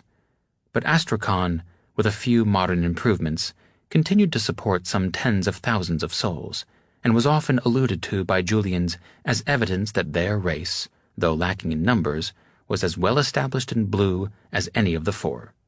It was frequently visited by scholars in the field of emistics, the study of the choices made by different cultures as to which technologies they would embrace or spurn. This was because Tomac, who had peculiar ideas about everything, had made some unusual and instructive choices as far as that went. The isolation of Astrakhan made it a useful test case. For her part, Ariane laughed off many of the quasi-religious aspects of the culture in which she had been raised, but Doc sensed that she had been doing so because it was expected of her. Later, as Remembrance was helping him into bed and getting him tuned up for the night, he told her that tomorrow he would begin getting to know the other 4 members of the 7 a little better, and that he would politely decline Ariane's assistance in doing so. Ariane would have gloried in the opportunity to furnish Doc with dossiers full of statistics and hours of personal gossip about Beled, Cathtu, Tayuratam, and Langobard. But Hu Noah had always felt uncomfortable with such disclosures because they raised the obvious question of what was being disclosed by the same person to other curious minds about Doc. At 5 o'clock the next morning, Doc was in the recreation center, walking very slowly on a treadmill, when Beled Tomov came in for his daily workout. Beled's double take was so amusing that even Doc, who had made an art form of appearing not to know what was going on, was hard-pressed not to laugh at the poor fellow's expense. Even Remembrance, sitting nearby and reading, felt it best to interpose her book between her face and Beled's startled gaze for a few moments. "Lieutenant Tomov," Doc said. "I thought you'd never drag yourself out of bed." Beled remembered his manners and saluted. "I hope you won't think me rude if I don't reciprocate," Doc said, and nodded down at the treadmill's handlebars. "I have a death grip on these." Beled was looking around for Ariane. Doc decided not to make any comment. "Is it your practice to warm up first?" he asked. "It is not considered necessary," Beled answered. "Ah, too bad. I was thinking we might go for a stroll together," Doc said, nodding at the empty treadmill next to him. "That can be done," Beled allowed, "if I may stroll at a different pace." "Suit yourself," Doc said. "There is a reason I did not attempt this in the wild." Within a few minutes, the Teclan, now stripped to nothing but a pair of briefs, was running flat out on the treadmill next to Doc's, his hands blades, his arms scissoring, the soles of his bare feet skimming across the textured belt of the treadmill rather than pounding it. Engineered and bred to be a match for Neoanders, Teclans were at a genetic disadvantage because they were built like modern humans and did not partake of Neanderthal DNA. Bard could sleep in, eat and drink whatever he wanted, and still be as strong as the much larger Teclan. This was all perfectly academic, since no one seriously expected Beled and Bard to get into a fight, but it was a cultural habit of long standing that Teclans measured themselves against Neoanders, and used the comparison to spur themselves to even greater diligence than would have been their habit anyway. In a calm and level tone of voice, as though he were sitting on a couch sipping tea, Beled said, "I never thanked you for sending me on the mission just completed. I assume it was your doing, but I had no way to reach you. I thank you now." Doc's eyes strayed to a regularly spaced line of scars wrapping around the small of Beled's back, some forming deep craters in the twin pilasters of muscle bracketing his spine. Bisecting that formation was a long vertical scar running right over the lumbar vertebrae, where surgeons had gone in and done something. Doc didn't know the details, to repair damage to the spinal column, and, he supposed, add some hardware or bone grafts. "It was the least I could do," Doc said. "And given what happened in Tibet, I thought you might be better qualified than most to address certain plausible complications that might arise." "So we will be operating near the border," Beled replied. His tone said that he had long ago surmised this, and only wanted final confirmation. "We will go where the investigation takes us," Doc said. This surprised Beled slightly, producing a hiccup in his gait, which he spent a few moments resolving. "These wanderers," Doc went on, "do not seem to be great respecters of borders, or have anything to do with treaty, and so I thought it best to construct the 7 of persons of like mind." "Is it to be Beringia, then? Or Antimer?" "Probably both. Antimer, of course, is closer, a short hop from Hawaii, which is today's destination. But as the trail is warmer in Beringia, I think we shall go there first." Hawaii they reached before nightfall, traveling as passengers on a colossal terraform vehicle, not really an airplane and not really a boat, that skimmed over the surface at an altitude of no more than 4 meters. Ground effect vehicles of this class were called arcs. They had been designed to deliver massive quantities of plant and animal biomass, nurtured at big offshore terraform bases such as Magdalena, to literal destinations where they could be slammed down into their new homes or else transferred to other vehicles for shipment inland. Only 10 of them had ever been built, and only 6 remained in service. This one was called Ark Mediba, after a Moiran biologist of the 4th millennium, who had in turn been named in memory of a hero of old Earth.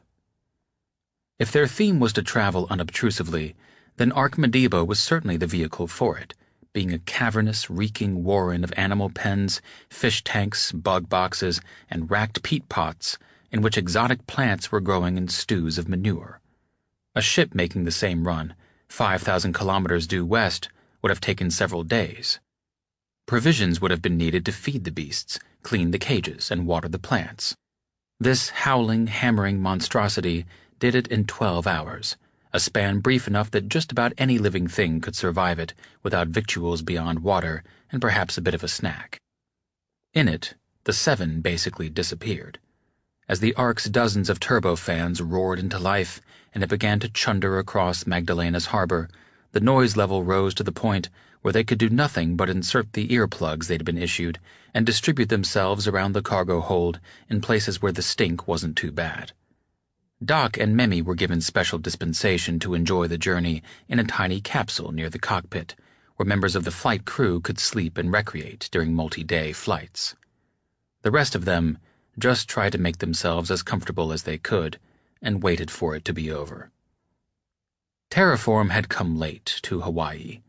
The place was small, idiosyncratic, far away, and complicated, best left for last, after major continents had been booted up.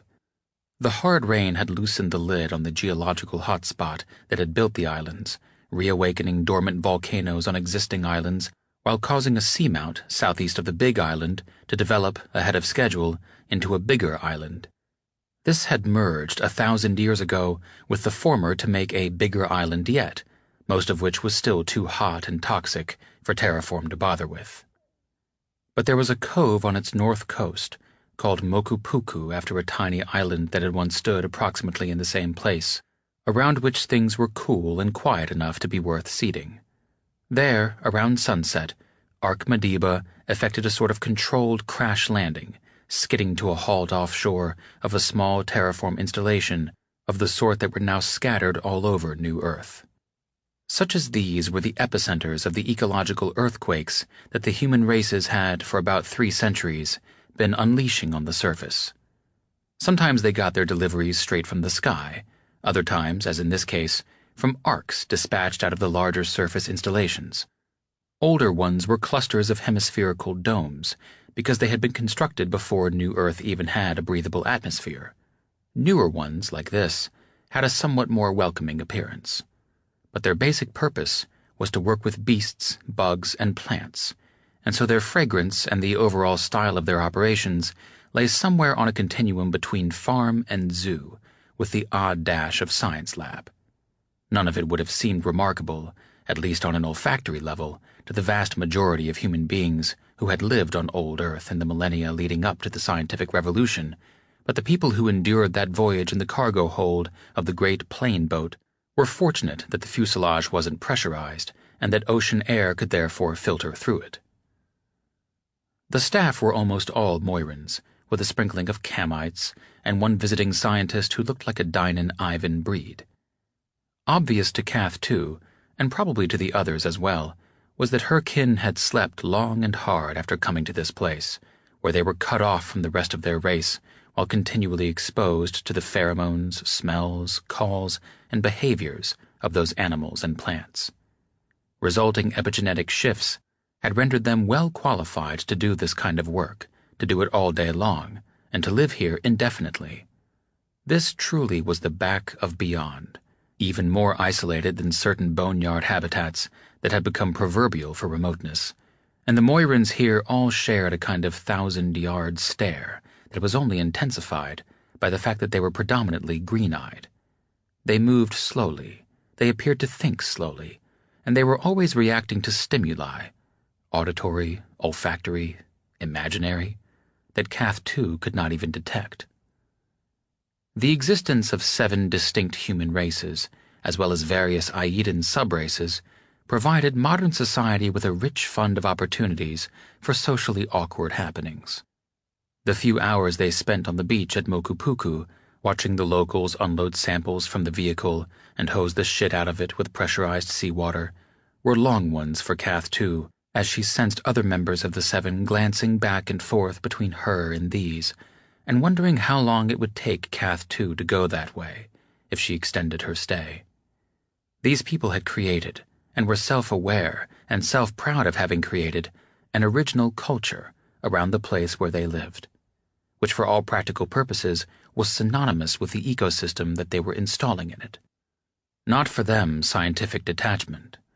Was it really wise to station Moirans in a place where they could live as closely with epigenetic animal species as medieval Europeans had with their swine and their fowl? Were these animals scientific specimens, livestock, or pets to them? Kath, too, watched their uncomfortably familiar interactions with those animals, and they watched her watching them. They had woven into their dreadlocks the bright feathers of birds that on old Earth would have been called exotic, a word that was useless here, since humans had made them, patterning them after the parrots, toucans, and cockatoos of long-extinct jungles, on the theory that if colorful plumage had been useful to birds there, it would be useful to them here. Enotic? Anthrotic? Anyway, they were weird people, and they were lifers in the sense that no conceivable home could be found for them on the ring. Not unless they went back to sleep for a while and tried to roll back the changes that their environment had bent on them. But that was no easy thing. As long as a Moiran kept changing, she could keep changing. But if she stayed one way for too long, she would take a set, as the expression went, and find it hard to change back. These, Kath too suspected, had definitely taken a set. They were obviously interbreeding with the Kamite staff, who, in racially characteristic fashion, had adapted to the place where they had found themselves and were looking for ways to make it work for the people surrounding them. There was nothing wrong with that.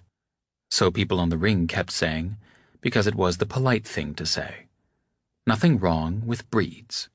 But the truth of it was that breeds, like weeds, tended to be found in disturbed areas. A sprinkling was nice, especially in sophisticated places like Chain-Hatton, but seeing a lot of them in one community was a sign that everyone on the ring knew how to read, even if they knew it was impolite to say what they were thinking. The behaviors that these Moirans had invented around everyday things, like the sunrise, mealtime, and the interpretation of dreams, had a ritualistic quality that to Ariane was obviously fascinating, and to Kath too was a little mortifying. For the first time in her life, she was feeling the stirrings of what was called old racism, the survival into modern times of racial attitudes or reenactments thereof that had existed on old Earth, had been altogether snuffed out, and were known only because documentation thereof had survived. On a certain kind of diseased mind, they exerted the same magnetic pull as they had pre-zero, and so among a population of millions on the ring, you might find one person who'd spent too much time delving into a 5,000-year-old web archive and become infected with ideas about pre-zero blacks that he fancied were applicable to Moirans, and so on. It was purely an intellectual curiosity, and not at all a factor in real people's lives. A thing Kath too had heard of, like rabies or Watergate, and she was fascinated to find it stirring in her own mind, here of all places. But that was only a passing notion. Presently, her survey mind kicked in and subsumed all under the scientific method. Here they were at a terraform outpost. Many thousands of these existed. Some were huddles of tents presaging more permanent works. Some, like this one, had been around for decades, others for centuries. Some were now abandoned, having served their purpose, and others had become nuclei of rizzes, campuses for gimmicky schools, prison camps, or scientific foundations. A weird culture, utterly non-transferable to the ring, had formed at this one. If it happened here, something like it must have happened at others. How many? Was New Earth infested with bizarre cultural outliers centered on terraform installations? Could you go to what used to be Uzbekistan and find a miniature colony of Ivan performance artists developing their own idiosyncratic, lichen-based cuisine on the rim of an impact crater the size of Ireland? To what was left of the Iberian Peninsula and visit a colony of Teclan juggernauts making babies with Julian mystics? How far could this go? Kath too felt some relief the next morning when, after a pleasant and uneventful camp-out on the beach, they got back into Ark Mediba, now 90% empty, and took off north. The distance to the south coast of Blue Antimer was half what they had covered the day before.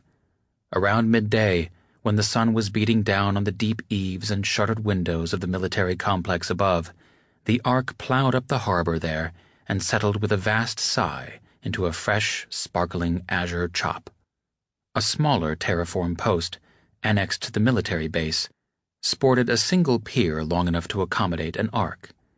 The pilots employed a variety of muttering and whining thrusters to get into its general vicinity. The rest was handled by robot tugs pulling on ropes wrapped around massive bits. The 5 humans who'd been sharing the cargo hold moved forward to get out of the way of the local terraform staff, who boarded the Ark, along with a couple of cargo-loading grabs, to take charge of what little cargo remained, racks of cages housing large carnivores.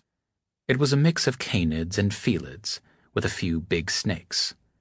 They'd been stashed in different parts of the hold so that they wouldn't wear themselves out menacing one another. Anyone who was connected with survey, or for that matter, who knew anything about the terraform at all, would understand what this meant.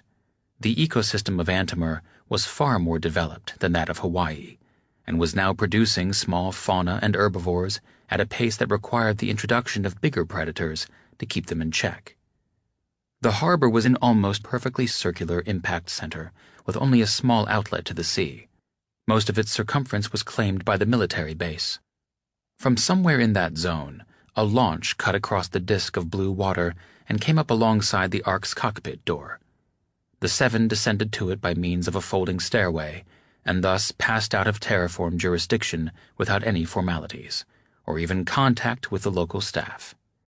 Half an hour later, they were eating lunch in a private officer's dining room adjoined to a mess hall, and an hour after that, they were aboard an airplane, a conventional, powered military craft that took off from a runway, blasted into the stony shore of the island a few miles away, and banked northward after it had gained enough altitude to clear the snow-capped peaks along Antimer's central ridge. From that height, the eye was no longer beguiled by the peaks and valleys that, at a smaller scale, made the place seem like an old Earth mountain range. Here it was possible for those looking out the windows on the left side of the airplane to see 1,000 kilometers westward. The curvature of the archipelago's spine made it obvious that this was the rim of a huge impact crater, created by a big chunk of moon that had come in for a somewhat northward trajectory and pushed a high arc of seafloor and ejecta up above sea level. To the south, a smaller archipelago, curved the opposite way, hinted at the crater's lower rim. That, however, was not visible from the plane's windows. Instead, they all gazed west, tracing the arc of mountains as it grew higher and the land beneath it broadened. Somewhere along the way, it was sliced by the invisible line of 16630. Bard pressed his heavy brow against the window and looked long and thoughtfully at his homeland, seeming to identify hills and bays that he remembered, thinking of vineyards. Then Antimer fell away behind, and they flew for some hours over the featureless Pacific. The water was too deep in these parts for the hard rain to have visibly reshaped anything, barring another hyper-impact like the one that had created Antimer, and so the general shape of things was little changed until they verged on the continental shelf, just 100 kilometers or so south of what had once been Alaska's coastline. In the shallows between that and the foothills of the coastal range, a strip of sea and land between 100 and 200 kilometers wide, visible changes had been wrought. But the coastline was basically where it had always been. More effective than direct bolide strikes in the reshaping of the land had been the disappearance of the glaciers and the endless series of tsunamis that had been funneled into this broad bight over the millennia. The one hurled up by the Antimer impact had overtopped the mountains themselves, cresting over what had formerly been glacier-bound peaks and slamming down far inland to boil dry on the hot rocks. Since the beginning of the cooling off, about 1,100 years ago, and particularly since humans had reconstituted the oceans by dropping comets on the surface, snow had begun falling on those peaks again. But it took a long time for glaciers to form, and it would be millennia more before cracked rivers of old blue ice oozed down the mountain valleys to touch the sea. When that day came, the settlement of Kayak would have to move out of the way. It was built on a heap of rubble on the western bank of a cold river that hurtled down out of the mountains, just at the place where it emptied into the Pacific. There was not enough space between sea and snow for an airfield of the size kayak required, and so they had constructed one out of the mix of fiber and ice known as pykrete. This floated just offshore, a perfectly flat slab laced with tubes through which refrigerated coolant was circulated to keep it solid. Not a difficult task in a place where the temperature of sea and air alike was only a few degrees above freezing. Other than that, nothing was really here. Even the terraform presence was minimal, it being easier for terraform staff to operate from boats. The kayak airfield had to exist because of the ash wall. West of here, all the way to 16630 and beyond, the chain of volcanoes formerly known as the Kenai and Alaska peninsulas and the Aleutian chain were in a nearly continual state of eruption. Any pilot meaning to fly north or south across the 60th parallel, in the zone bracketed by 16630 on the west and the Rockies on the east, had to make allowances in the flight plan for the likelihood that their path would be abruptly barred by a plume of volcanic ash, hurled into the stratosphere by any of 100 active volcanoes lying upwind. Airplanes were expensive, even more so than they had been on old Earth. They were too large to manufacture in the ring and transport down to the surface, and so they and other large productions such as arcs and ships had to be built in factories on the surface. Typically, these lay on the outskirts of cradle sockets. In any case, planes had to be babied, given that high-capacity turbofan engines were extraordinarily difficult to make. Every flight plan had to include a possible emergency landing on the artificial flow of kayak, which in turn had to be fully capable of hosting big airplanes. So what had been conceived as an emergency landing site had become something of a hub, where planes tended to land just because it was convenient and predictable. In any case, it happened to be the final destination of the military flight on which the Seven had hitched a ride, so they had to get off here anyway. It was about as warm and welcoming as you would expect of a forward airbase constructed on a slab of ice.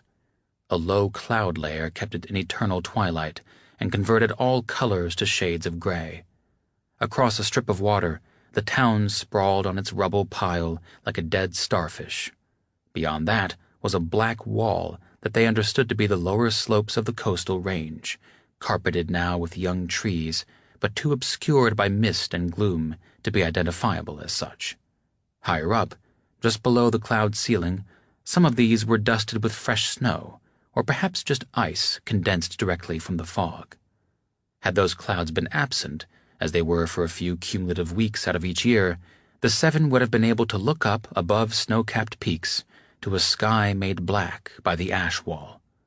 One of the big volcanoes on Kenai had been erupting copiously for 2 weeks. The temptation to cocoon in a micro-hotel pod on the slab, to eat hot noodles from a cup and watch videos, was strong. Anything to escape the sense of being trapped between ice and sea below, fog and ash above, the Pacific to the south, and the mountain wall to the north. Instead of which, Tyuratom Lake announced that he was going into the city to sample its drinking establishments. He did so in a manner so bluff as to make everyone else feel faintly idiotic for even thinking of doing otherwise. Cath II, Bellid, and Langobard said they were in. Doc demurred on grounds of wanting a nap, and Memi, as always, stayed with Doc. Ariane seemed peeved and conflicted. The politics of race had been gradually coming into play during the journey from Cradle, and now Ty was pushing harder. According to a 5,000-year-old understanding shared by most who were not Aedans, and some who were, Ty was going to be the leader of the group. This was partly because he was a native Beringian who knew his way around the place, but it was mostly just because he was the Dynan, and being the leader was a thing that Dynans did. Ariane had been organizing things. It was she who had somehow strung together the series of flights that had taken them from Cradle to Kayak, and in the early going she'd had Doc's ear. It had seemed impossible to talk to Doc without going through her. But since then Doc had made a point of spending time privately with the others, and Ariane, after a day or so of confusion and irritation, had accepted this. The natural constraints of group travel had kept them all together. Now Ty was mounting an unauthorized expedition to the mainland, and Ariane was perhaps torn between the desire for that private cup of noodles and the fear that she would miss something. She ended up coming with them. They broke open one of the chests of gear that had been with them since Cayambe and found warm clothes. Then they hiked across the ice to some steps that led down to a little port for water taxis and made the trip, just a few hundred meters, to the shore of Beringia. A rambling stair, carved into the rock by mining robots, took them from the water's edge up to the place where the slope became gentle enough to walk on, and then they found themselves looking down a main street that ran inland for all of about 100 meters before dead-ending against a vertical wall of rock. A boulder that had been forcibly embedded in the flank of a larger mountain. Even from here they could tell that the boulder was a piece of the moon.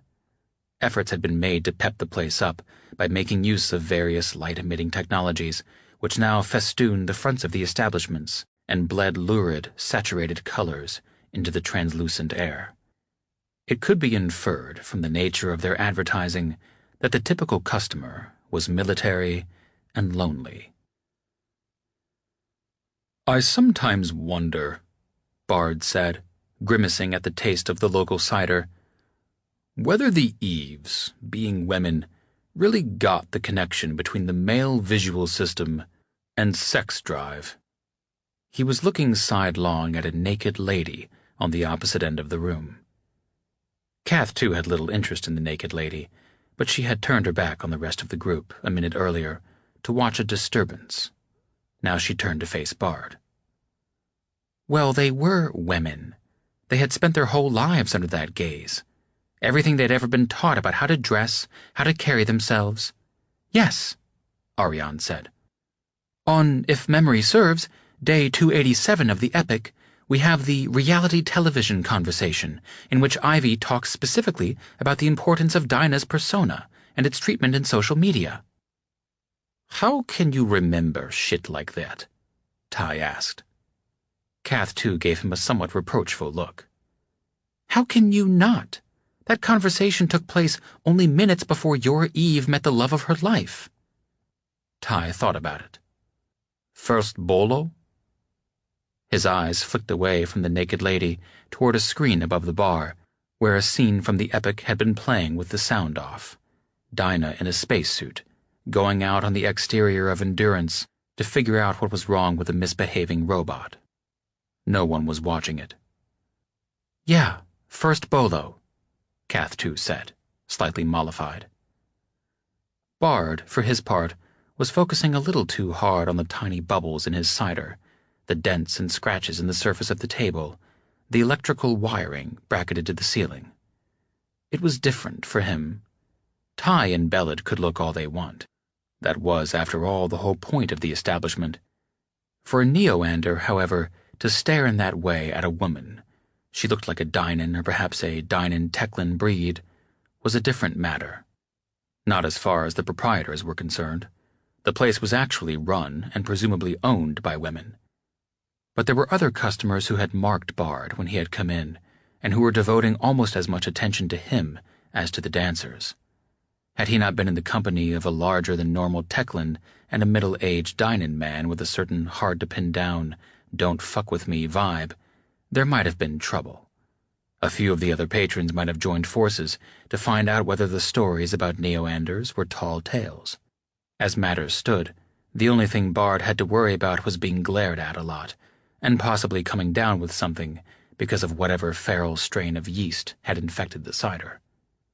The template and the general set of expectations for communities of this type had been set beginning around 500 years after Zero, when Cradle had become sufficiently crowded that there had simply been no choice but to spread outward from it. The first outlying habitats had been only a few kilometers away on Cleft. In fact, nearly all settlement had been confined to Cleft until early in the second millennium, when the industrial base had developed to the point where other rocks could be colonized. Many more such communities had been depicted in fictional entertainments than had actually existed. This didn't matter, though, As the almost totally factitious and romanticized Old West had been to American culture of the 20th century, so those yarns were to the people of the habitat ring.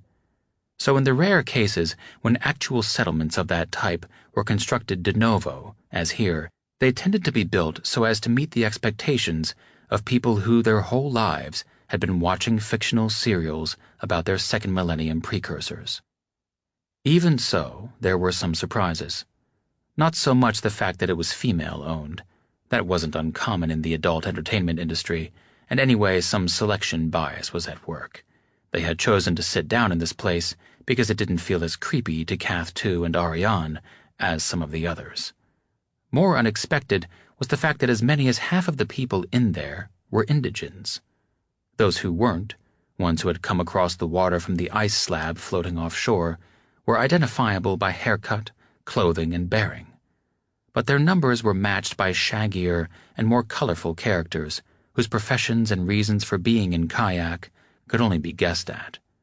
It was safe to assume that many of these had come up the coast from a riz about 20 kilometers away to engage in trade or other forms of intercourse. But kayak itself was bigger and more crowded than they had expected, suggesting growth in population and commerce exceeding the limits set by treaty.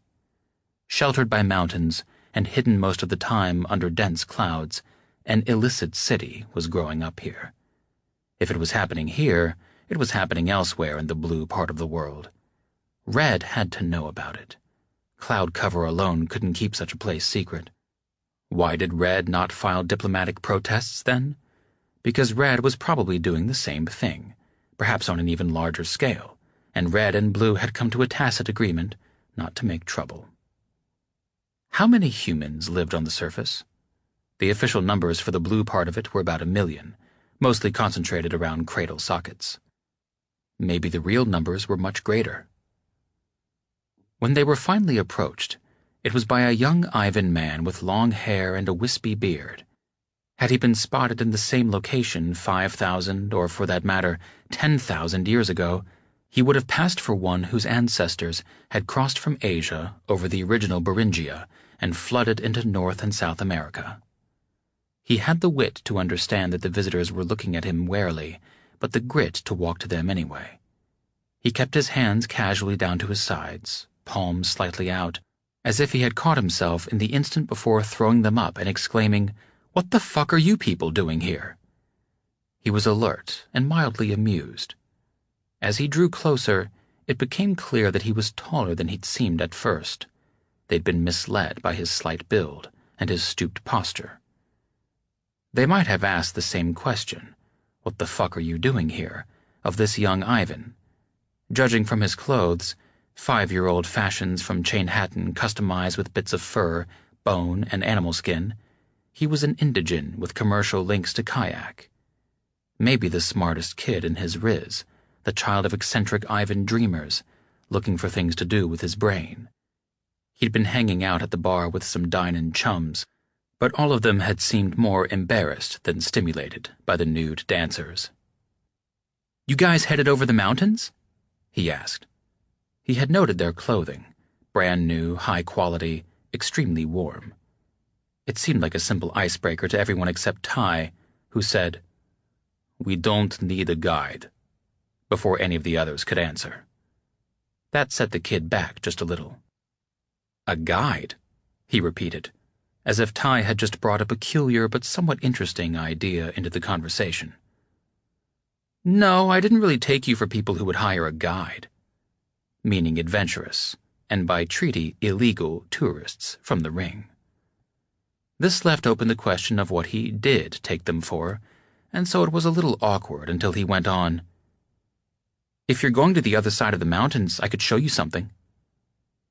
"Something special? One of a kind? Something you show to people all the time?" Ty asked. The kid looked shy. "I have been there twice before. It's interesting." "Been there with paying customers?" Ty asked. "Because—" But he was interrupted by a hand on his arm from Ariane. "He called it interesting," she said. "He is not motivated by money." "Very well," Ty said. "What is your name?" Ariane asked him. The kid put up his deflector screens and said, "Einstein." Silence then. When no one laughed, he stood straighter and drifted closer. "What makes this thing so interesting?" "It's a fact," Einstein said. "I don't understand," Cath 2 said. "It's a fact that it's interesting, or—" But then she stopped, because she had figured it out. An apostrophe belonged before that word.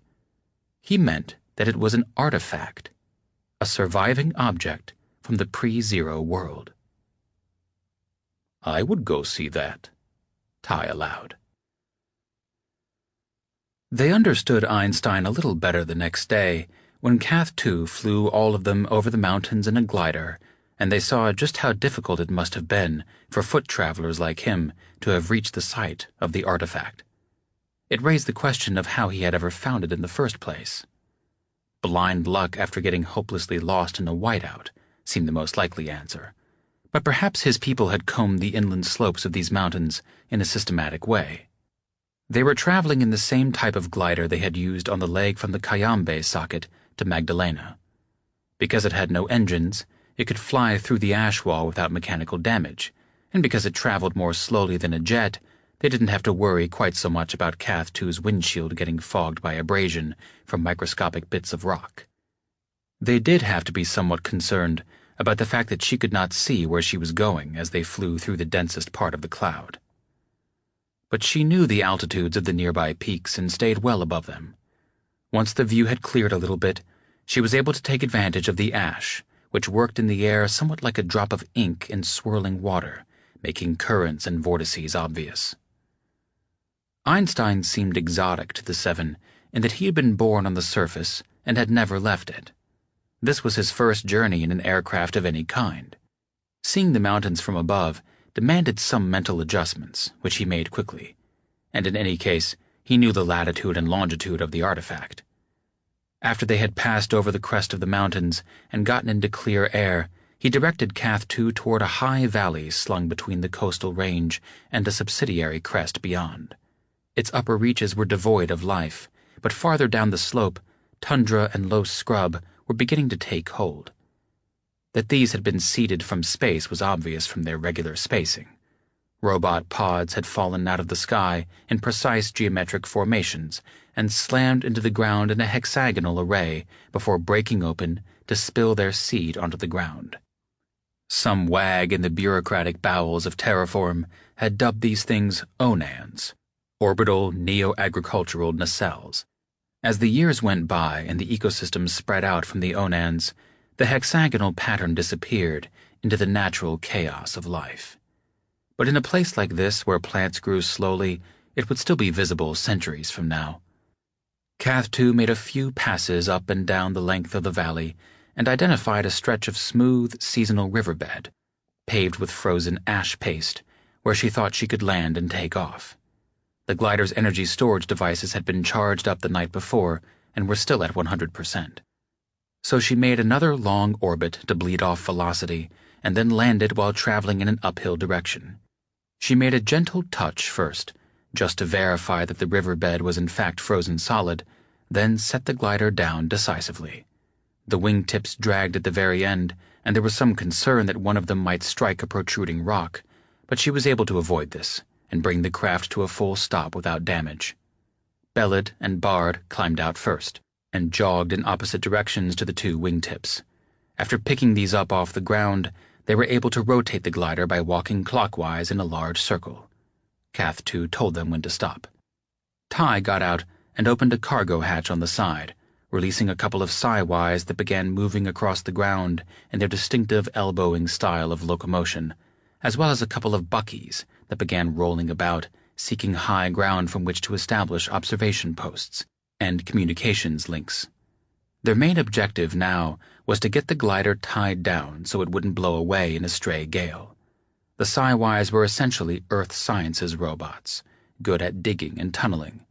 In a few minutes' time, with a bit of guidance from Doc, they were able to plant anchors in some sturdy-looking boulders flanking the riverbed. Ty and Bard ran ropes from those to the ends of the glider's wings, and made it fast while Belid stalked restlessly around the perimeter. Cath 2 and Ariane deployed the grab that Doc used to get about in places like this. It served the same function as a wheelchair, only with legs, so that it could pick its way along terrain where even able-bodied humans would have difficulty making headway. Meanwhile, Memi got him bundled up and ready. Einstein watched it all and asked only a few hundred questions, most of which were cheerfully answered by Doc himself. Einstein would have seen much of this sort of technology on videos in the Riz, but this was his first direct experience of it. He knew better than to ask questions about the weapons. Cath 2, Ty, Belid, and Bard all had catapults of different descriptions. They did not arm themselves like soldiers going into war, but more in the precautionary style of survey personnel venturing into places where large predators or even bad indigens might be prowling around. Cath 2 carried the same type of catapult that she'd been packing on her recently concluded survey mission, a sidearm that would use electromagnetic propulsion to hurl one particular kind of ambot toward a large, warm target. Steering itself toward the big infrared blob, the ambot would land on it, like a space probe touching down on an asteroid, and crawl around looking for ways to make it miserable. Any large animal with more than 2 or 3 of these things on its body would have other things on its mind than eating Cath 2. Tyuratom Lake had a somewhat older, heavier, more battered version of a similar weapon. It had 2 magazines, one of which was exactly the same as Cath 2's. The other presumably housed ambots of a different type, maybe for use against humans. Belid was slung with a considerably bigger 2-handed catapult, whose long, flexible magazine was draped about him like a bandolier. It was overkill, but it was what he had, and the weight didn't bother him. Langobard, in a style traditional among red Neoanders, simply had a menagerie of different ambots, perhaps a dozen all told, crawling around on his body, and a catapult strapped to the underside of his forearm like a splint. When he told it to begin firing, which he would do by means of a control in the palm of his hand, the ambots would get word of it over their network and begin trying to find their way to his elbow, so that they could insinuate themselves into the catapult's projection mechanism. It seemed a bit indirect, but it had the advantage that when the ambots had nothing else to do, they could patrol Bard's body looking for foreign ambots that had been projected at him by the enemy and join battle with them. All of which, while fascinating to Einstein, and indeed to anyone who stopped to think about it, was so routine to the Seven that no one made any mention of it. The behavior of the ambots infesting Bard was somewhat novel and distracting at first to those who'd had little exposure to red ways, but as they began their trudge down the valley, it became clear that the ambots were all executing a program that cashed out in a few repetitive, stereotypical behaviors, such as perching on his shoulders or running rings around his midsection. Sometimes a few would make a bid to form a train, but there weren't really enough of them. During spare moments in the trip from Cradle, Belid and Bard and Ty had sat down together in private rooms, opened up the equipment cases, and made efforts to get the different ambots accustomed to each other, so that the blue-programmed ones that most of them were using wouldn't identify Bard's more reddish ammunition as innately hostile, and vice versa. So far it seemed to be working. When the shape of the valley funneled them all together, as when squeezing through a passage between boulders, Bard's ambots seemed to catch the scent of the ones reposing in Belid's snaky bandolier, and would crawl around to that side of Bard's anatomy and aim their sensors in that direction. But it did not seem as though hostilities were about to break out. Since any one communications system was likely to be jammed or hacked by the opposition, your more highly developed ambots communicated with one another in a number of different ways, including sound. Ultrasound was preferred, but all frequencies were used, and so it was occasionally possible to hear Bard's Botmo spewing noise as it tried to evaluate, or possibly just to confuse, the blue Botmo all around it. Sometimes it was a hiss, and sometimes it was a mathematical tune played too fast for the human ear to process it. In any case, nothing, at least nothing audible to humans, came back from Belid's, Ty's, or Cath 2's arsenals. Broadly speaking, blue armaments makers were biased toward the lots of dumb ambots philosophy, while red ones went the other way. On broken terrain, Doc on his grab made better time than anyone, with the possible exception of Einstein, who was a gifted scrambler. The two of them would surge ahead, and then Bellad would put on a loping burst and catch up, obeying some kind of instinct to take point. Langobard seemed more inclined to hang back and act as a rear guard, which meant he spent more time in the company of the slower Ariane. Sometimes he simply picked her up and carried her over rough patches. The valley had been flat higher up, but they had to negotiate a steeper transition down to the altitude where vegetation had been seeded by the Onans.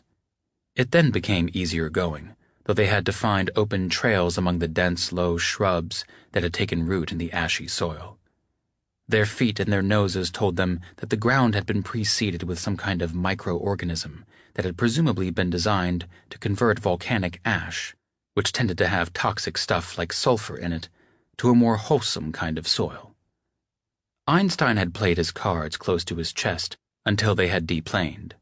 Since then, he had been providing Doc, and anyone else close enough to eavesdrop, with his own kind of speculative backstory for the thing they were going to visit.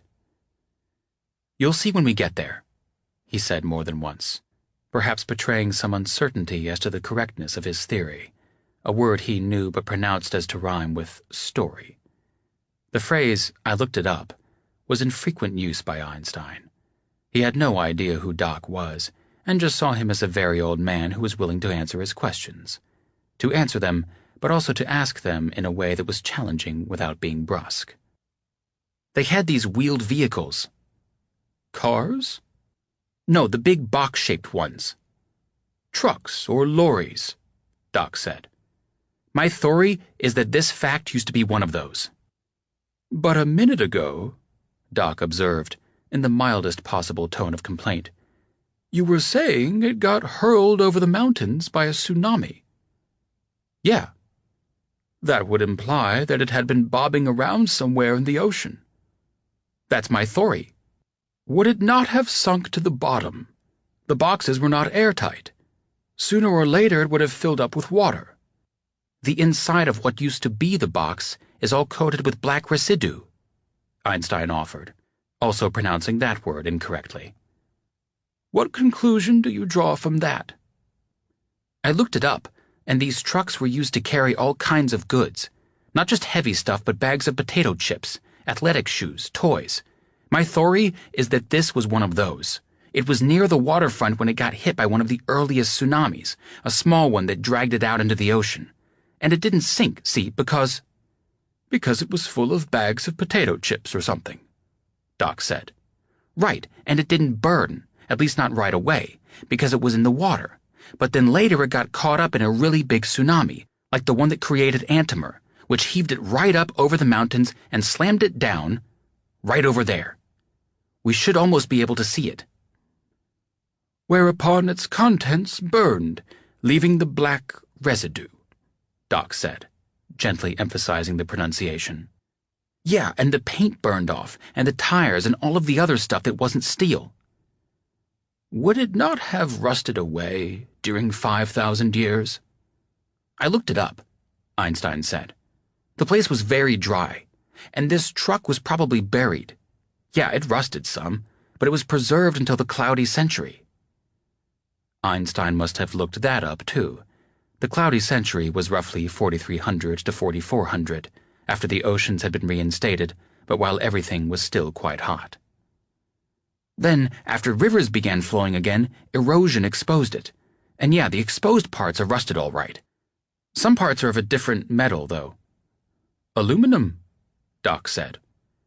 But Einstein's discourse was trailing off, as he kept looking at the device that was supposed to tell them their latitude and longitude. He was giving every appearance of being lost. Finally, he made a decisive move about 50 meters down valley, penetrating a bank of tall shrubs. The others followed him. Visibility was poor, and so they heard his reaction before seeing the fact. "What the—" "What is it?" Ty demanded. "Someone dug it up!" Einstein exclaimed. They found themselves standing around the rim of a pit, perhaps half a dozen meters in diameter, and the same in depth. Marks in the soil made it obvious that this had been excavated with shovels, and vague footprints proved that they had been wielded by humans and not robots. At the deepest part of the excavation, the gray soil had been stained red with rust. But the bottom of the pit was otherwise vacant. Whatever had been rusting there was entirely gone. Only a few scraps of hard black plastic and fragments of steel that had been altogether converted into rust proved that Einstein hadn't been lying to them all along. Ty let himself down carefully into the hole, prodded in the wet, rusty mush with his toe, then reached into it and pulled something out. After shaking off lashings of mud, he underhanded it out of the pit to Belid, who picked it out of the air. It was a bent, black cylinder. "The day is not lost," Ty announced. "All of us will get to handle an actual fact. That, my friends, is a 5,000-year-old radiator hose." A few emotions were competing for the mental energies of the seven: utter confusion about who had dug this hole and why, empathy for the deeply embarrassed Einstein, who had promised them an entire truck, disappointment that the only things left of it were a rust stain and a radiator hose, a mild sense of alarm at the idea that the inexplicable persons with shovels were somewhere about. Swamping all of these, however, like a tsunami cresting over the mountains, was the awareness that they were in the presence of a real artifact from before zero. As they had established on the flight up here, Doc had seen such things 3 times in his life, not counting museum exhibits. None of the others had ever seen one at all. And so they all stood there in silence for several minutes, passing it from hand to hand, thinking about it, the factory where it had been manufactured, the engineers who had designed it, the workers who had assembled the vehicle, the driver who had piloted it around, and the day that the hard rain had begun. As it turned out, imagining the fate of 7 billion people was far less emotionally affecting than imagining the fate of one. Belid, after handling the fact for a minute and gazing at it inscrutably, handed it off to Cath II. He withdrew from the edge of the pit and began circling it restlessly. After a minute he called out to the others, but not in a voice of alarm. About 10 meters away, at a break in the slope that afforded a bit of a view down the valley, a sort of totem had been erected, a length of aluminum tubing, white with oxidation, projecting vertically out of the ground to a height about equal to that of a person.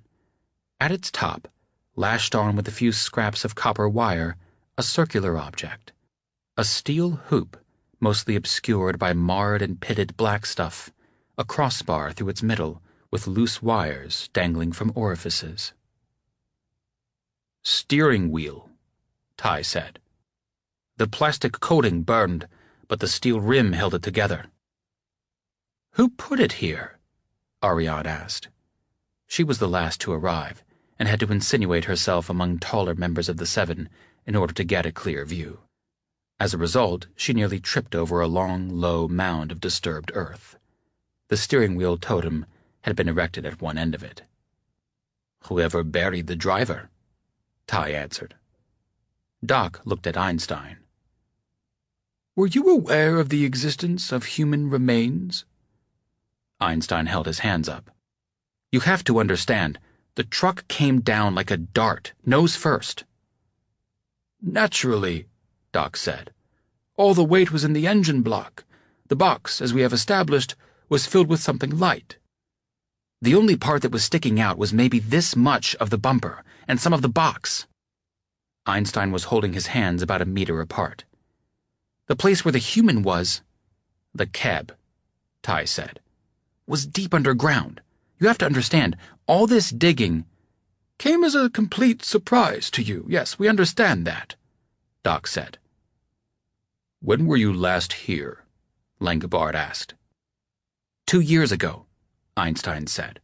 "But you have to understand, if someone from my Riz had gone up here with shovels and dug up a whole truck, I'd have heard about it." "Where's the incentive?" Ariane asked. Everyone looked at her. "As it was, in situ, the truck was priceless. Legally or not, tourists would have paid any amount of money to come and view it. To dig it up makes sense, so that tourists could get a full view of it. But but instead it has been completely dismantled, Doc said, and everything of value taken away. Of value? I don't understand what you mean by that word, Ariane said. The diggers were after the engine block, Doc said, as if this would answer her question, which it by no means did. But after a few moments, she had a thought. Ah, Ariane said. You think it was looters? Bard was right with her. You think, he supposed, that the engine block is now sitting in a display case in the private gallery of some wealthy collector on Cradle. That is not an unreasonable supposition, Doc admitted, in a tone that, however, made it clear that no such idea had actually crossed his mind. But it strikes me as unusual for looters to go to so much trouble to give a ceremonial burial to the driver. If it was not valuable as loot, as a collector's item, then what possible value could the engine block have had? Cath 2 asked.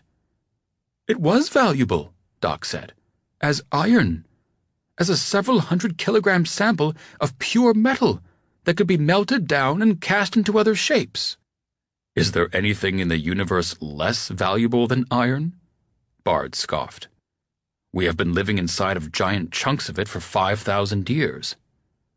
We have, Doc agreed, and with a small movement of his hand, caused his grab chair to withdraw from the gravesite and begin picking its way back toward the excavation.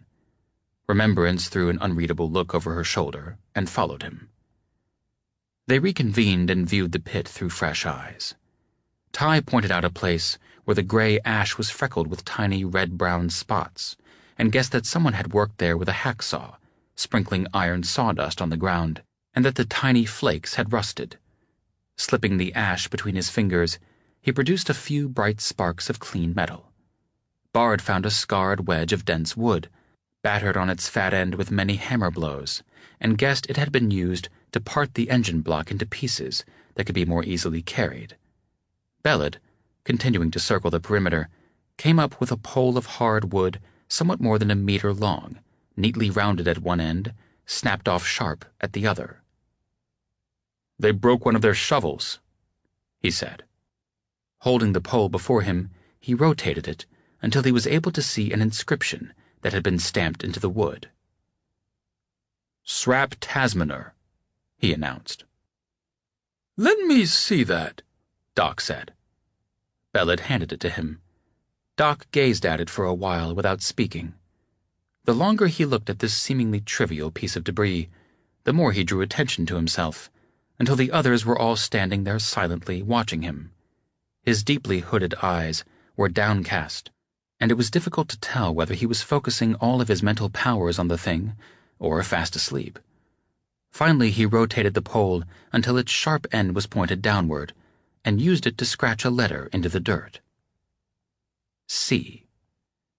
You read this, Bellad, as a letter S, but as you probably learned in school, it was once used to represent a number of sounds, including the one we write as K. He wrote a K beneath the C. The next few letters are familiar, and we write them the same way in Angliski. C-R-A. K-R-A. You misread the fourth letter as a defective P, a natural mistake since we no longer use the old glyph F, which it resembles. Instead, we use the Cyrillic Phi. C-R-A-F. K-R-A Phi. The next two letters are T-S, for which we have a more wieldy one-letter substitute in Angliski. C-R-A-F-T-S.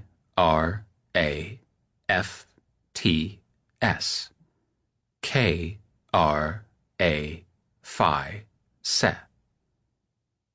The next three are the same in English and Angliski. C-R-A-F-T-S-M-A-N.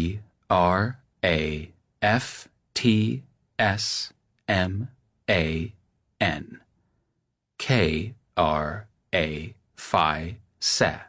M-A-N. Craftsman, Bellad said, reading the bottom row. But what of the R at the end? CRAFTSMANR.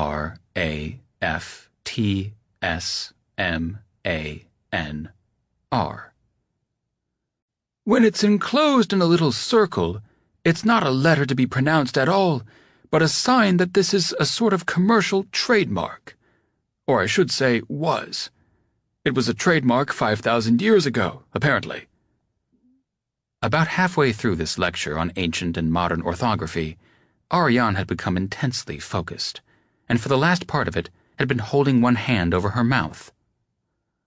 "I have seen its like in the epic," she exclaimed through her fingers. "New Cairds landing on Ymir. Vyacheslav went out the airlock to clear ice from the docking port. He used a shovel just like this one." "You are saying," Cath 2 prompted Doc. I am saying that this shovel handle is itself a 5,000-year-old fact that could fetch a high price on Cradle, Doc said, lifting it up and brushing the dirt from its broken end. Ariane snapped a picture of it and thumbed at her tablet. "It was thrown away," Doc continued, "because it was of no use to its owners, who knew that they could get wooden poles anywhere in Beringia just by cutting down a tree." "What sort of people think that iron is valuable and 5,000-year-old artifacts are garbage?" Cath 2 asked. She was interrupted by a faint, high-pitched beeping sound that was emanating from all of them at once. They had all been issued earpieces so that they could communicate if they became separated. Most had removed these and pocketed them or simply draped them around their necks, but Belid still had his in. He pressed one hand to his ear and held the other in front of him, as if checking a timepiece, but he was actually looking at a small, flat screen that was strapped to his wrist. He then pivoted to gaze up the valley in the direction from which they had come, but the view was blocked by foliage and terrain. "Large animals moving in their vicinity have been detected by the Buckies," he said, "and one of them has gone silent." "Yesterday," Doc said, "when young Einstein here proposed we make a junket into the mountains to have a look at an artifact, I was resistant to the idea at first. I saw it as a mere diversion of a touristical nature.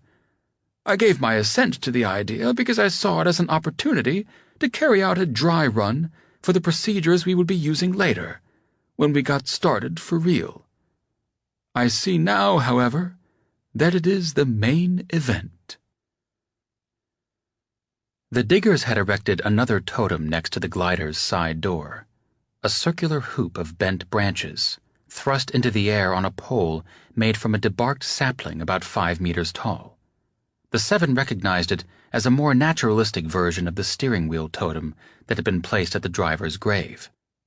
Did it have some meaning to these people? It was difficult, now, not to read it as a glyph symbolizing the agent's penetration of the moon. But it also looked like the Greek letter phi, which had made its way into the Angliski alphabet as a substitute for both F and PH. As such, it could have been an initial for just about anything. Fire? Fear? Philosophy? Before they had moved from the site of the dig, Bard, Belid, and Ty had scouted the vicinity, spiraling out from it in larger and larger circles until satisfied that no one was nearby. They had found footprints and other signs that someone had been through very recently, perhaps watching them as they had tried to make sense of the disappearance of the truck. As they had retraced their steps up the valley, then, they had spied sentinels, perched in places that were meant to be conspicuous, atop boulders and rubble mounds flanking the stream bed, leaning on lances whose steel heads gleamed softly in the blue-gray light shifting down out of the overcast sky. Others carried strange-looking contraptions of cables, pulleys, and bent steel, which Belid identified as powerful bows. From this distance, it was difficult to say much about their appearance. More than a few were redheads. The men tended to be bearded. They wore clothing that in some cases was out-and-out camouflage. In others was just meant to blend in with natural backgrounds. When they had passed between the first pair of sentries, Belid, on point, had held up his hand, signaling that they should stop. The obvious concern had been that by going any farther, they would begin placing these people to their rear, effectively allowing themselves to be surrounded. But the sentries, apparently understanding this, now began to move up the slope abreast of them, leaving them a clear exit. Or at least a clear pedestrian exit. By the time the seven and their young guide came into view of the totem raised above the glider, it had been surrounded by perhaps 24 diggers. They had pulled all the equipment cases out of the cargo hatch, laid them out on the ground in neat rows, and begun going through their contents. Some of them were making lists of what they found, taking inventory of what they seemingly thought of as their new property. "I take it you have never seen or heard of such people, Einstein," Doc said. "Rumors, but not this many. We just thought they were strays from other Rizzes." "Well, as you can see, they are something else," Doc said. He raised his voice slightly, addressing the whole group. "Now that we've had some time for the shock to wear off, I think you all understand what we are looking at. These people are not descendants of the seveneves. They are rootstock. Their ancestors survived the hard rain and somehow found a way to live below ground until quite recently. Most likely they are cousins of yours, Tayuratam Lake." It took Ty a few moments to understand that Doc was alluding to events 5,000 years in the past. "By way of Rufus Macquarie?" he said. Doc blinked in assent. "Dinah's father, as is well documented in the epic, went below ground with some like-minded persons. Efforts have been made during the last century to find their underground home and learn what became of them. All unavailing." "Perhaps they didn't wish to be found," Ty said. "How long have you known of this?" Ariane asked. "How long have you known of it, Ariane?" Doc returned. "Did the unusual orders you were given not fill you with a certain amount of curiosity?" "Of course, but I never—" "Many of us have wondered, have speculated. The first solid evidence that I know of emerged about a year ago. Prior to that there were rumors, as Einstein says, but they could be more easily explained by supposing that some renegade Sooners were running around in the boondocks, living as they pleased, or that they were forward scouts sent by Red to probe Blue territory. Indeed, survey found examples of both." Doc's eyes strayed toward Bellet, who met his gaze. "Red has made surprisingly deep incursions into Central Asia, for example. Lieutenant Tomov may bear witness to that, if you can draw him out on the subject. Like many who have fought, he finds it tiresome to converse with ones who haven't. So you have been engaged in a systematic investigation for at least a year," was the only thing about all of that Ariane seemed to find interesting. "As have you, Ariane. It is just that you didn't know it until now. I myself was not really sure until—" Doc looked over at Memi, who had taken custody of the shovel handle and fallen into the habit of employing it as a walking staff. Doc got a faintly mischievous look on his face. "Until I held in my hands the stick of Srap Tasmaner." "How much do we know about them?" Langobard asked. "As of this moment," Doc said, "the 8 of us know 100 times as much about these people as all other spacers put together." "Spacers?" Again the mischievous look. "In our discussions, our entirely hypothetical discussions, we found ourselves needing some term that we could use to denote the descendants of the seveneves, the inhabitants of the ring, as opposed to people like this. We settled on spacers." "That makes it sound even more like all of this was foreordained," Ariane said. Her reproachful tone was getting on all of their nerves. Nonetheless, they were surprised when it was Remembrance who said something. Perhaps the Kamite felt emboldened by possession of a stick large enough to give the Julian a sound whack or two. More likely she was offended by Ariane's accusatory tone, which hinted that Doc had been less than honest. Planting the Srap Tasmaner for balance on the uneven ground and turning to face Ariane, she said, Of note here is that we are making first contact with a race of cousins hidden for us from 5 millennia. Some would find that remarkable. And I do, Memmi, Ariane said, after a few moments spent recovering from her shock at being spoken to this way by a Kamite. But in order to handle the situation well, I think we need to know the larger context. Any well-informed spacer knows the context, Memmi returned, sweeping her free hand up across the sky. It is only a certain type of mind that scorns what is known by all and treats secrets as jewels. After this, Ariane seemed to feel that further conversation would not be to her advantage. It was only the 10 millionth such conversation that had taken place during the long, fraught, weirdly personal relationship between Julians and Kamites, so Ariane knew her cue to shut up and look grieved. There had been very little discussion, as yet, of the possibility of violence. Body language and shared glances among Tai, Bard, and Bellid suggested that they had all been thinking about it. Einstein did them the favor of blurting it out. "What do you guys think? Can we take him?" Yes, was the answer from all three. But archery is a concern, Tai added. A factor is how much they know about us and our armaments. Have they been scouting us for years? Bellid aimed the question at Doc, as if he would somehow know. The look on Ariane's face was something like, "See, I knew it," but Doc merely looked amused.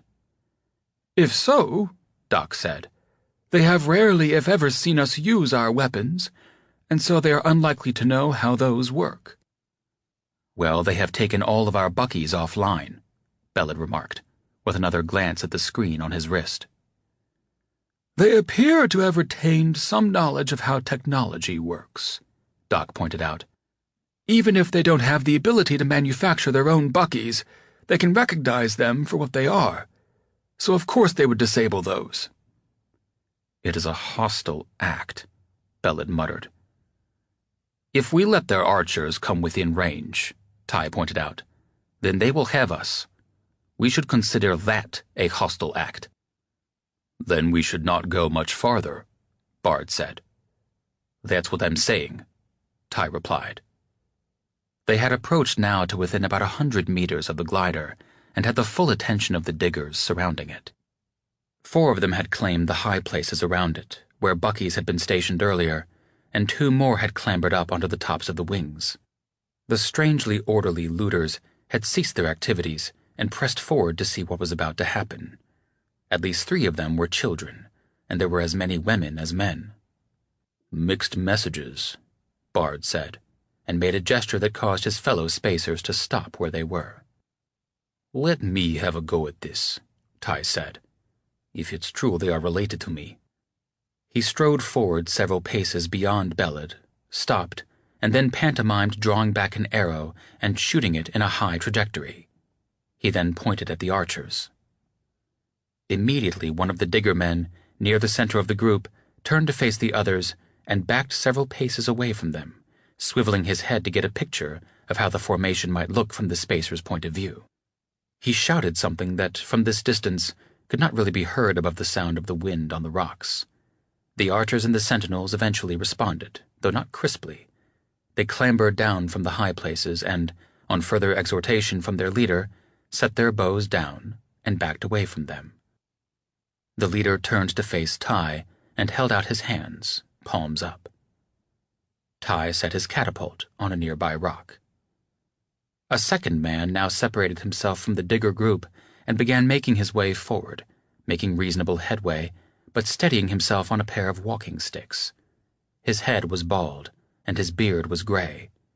When he drew abreast, the leader, who was somewhat younger, began ambling forward, matching the older man's pace. Doc set his grab chair into motion.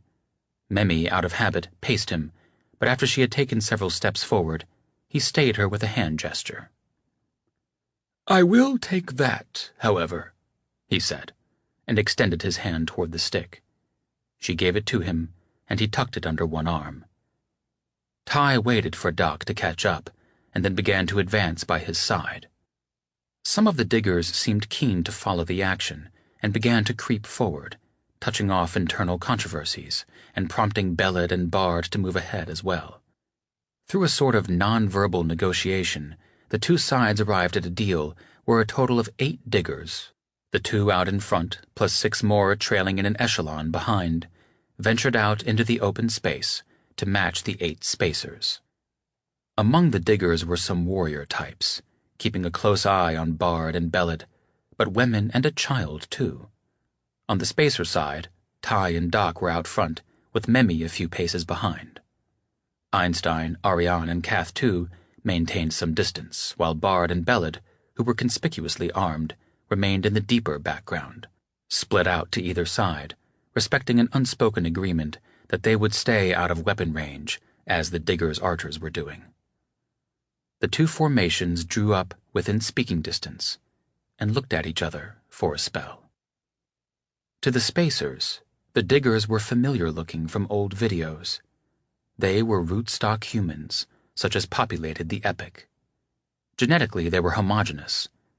They were white people with blonde or red hair and eyes that seemed to have gone pale in the darkness of their caves.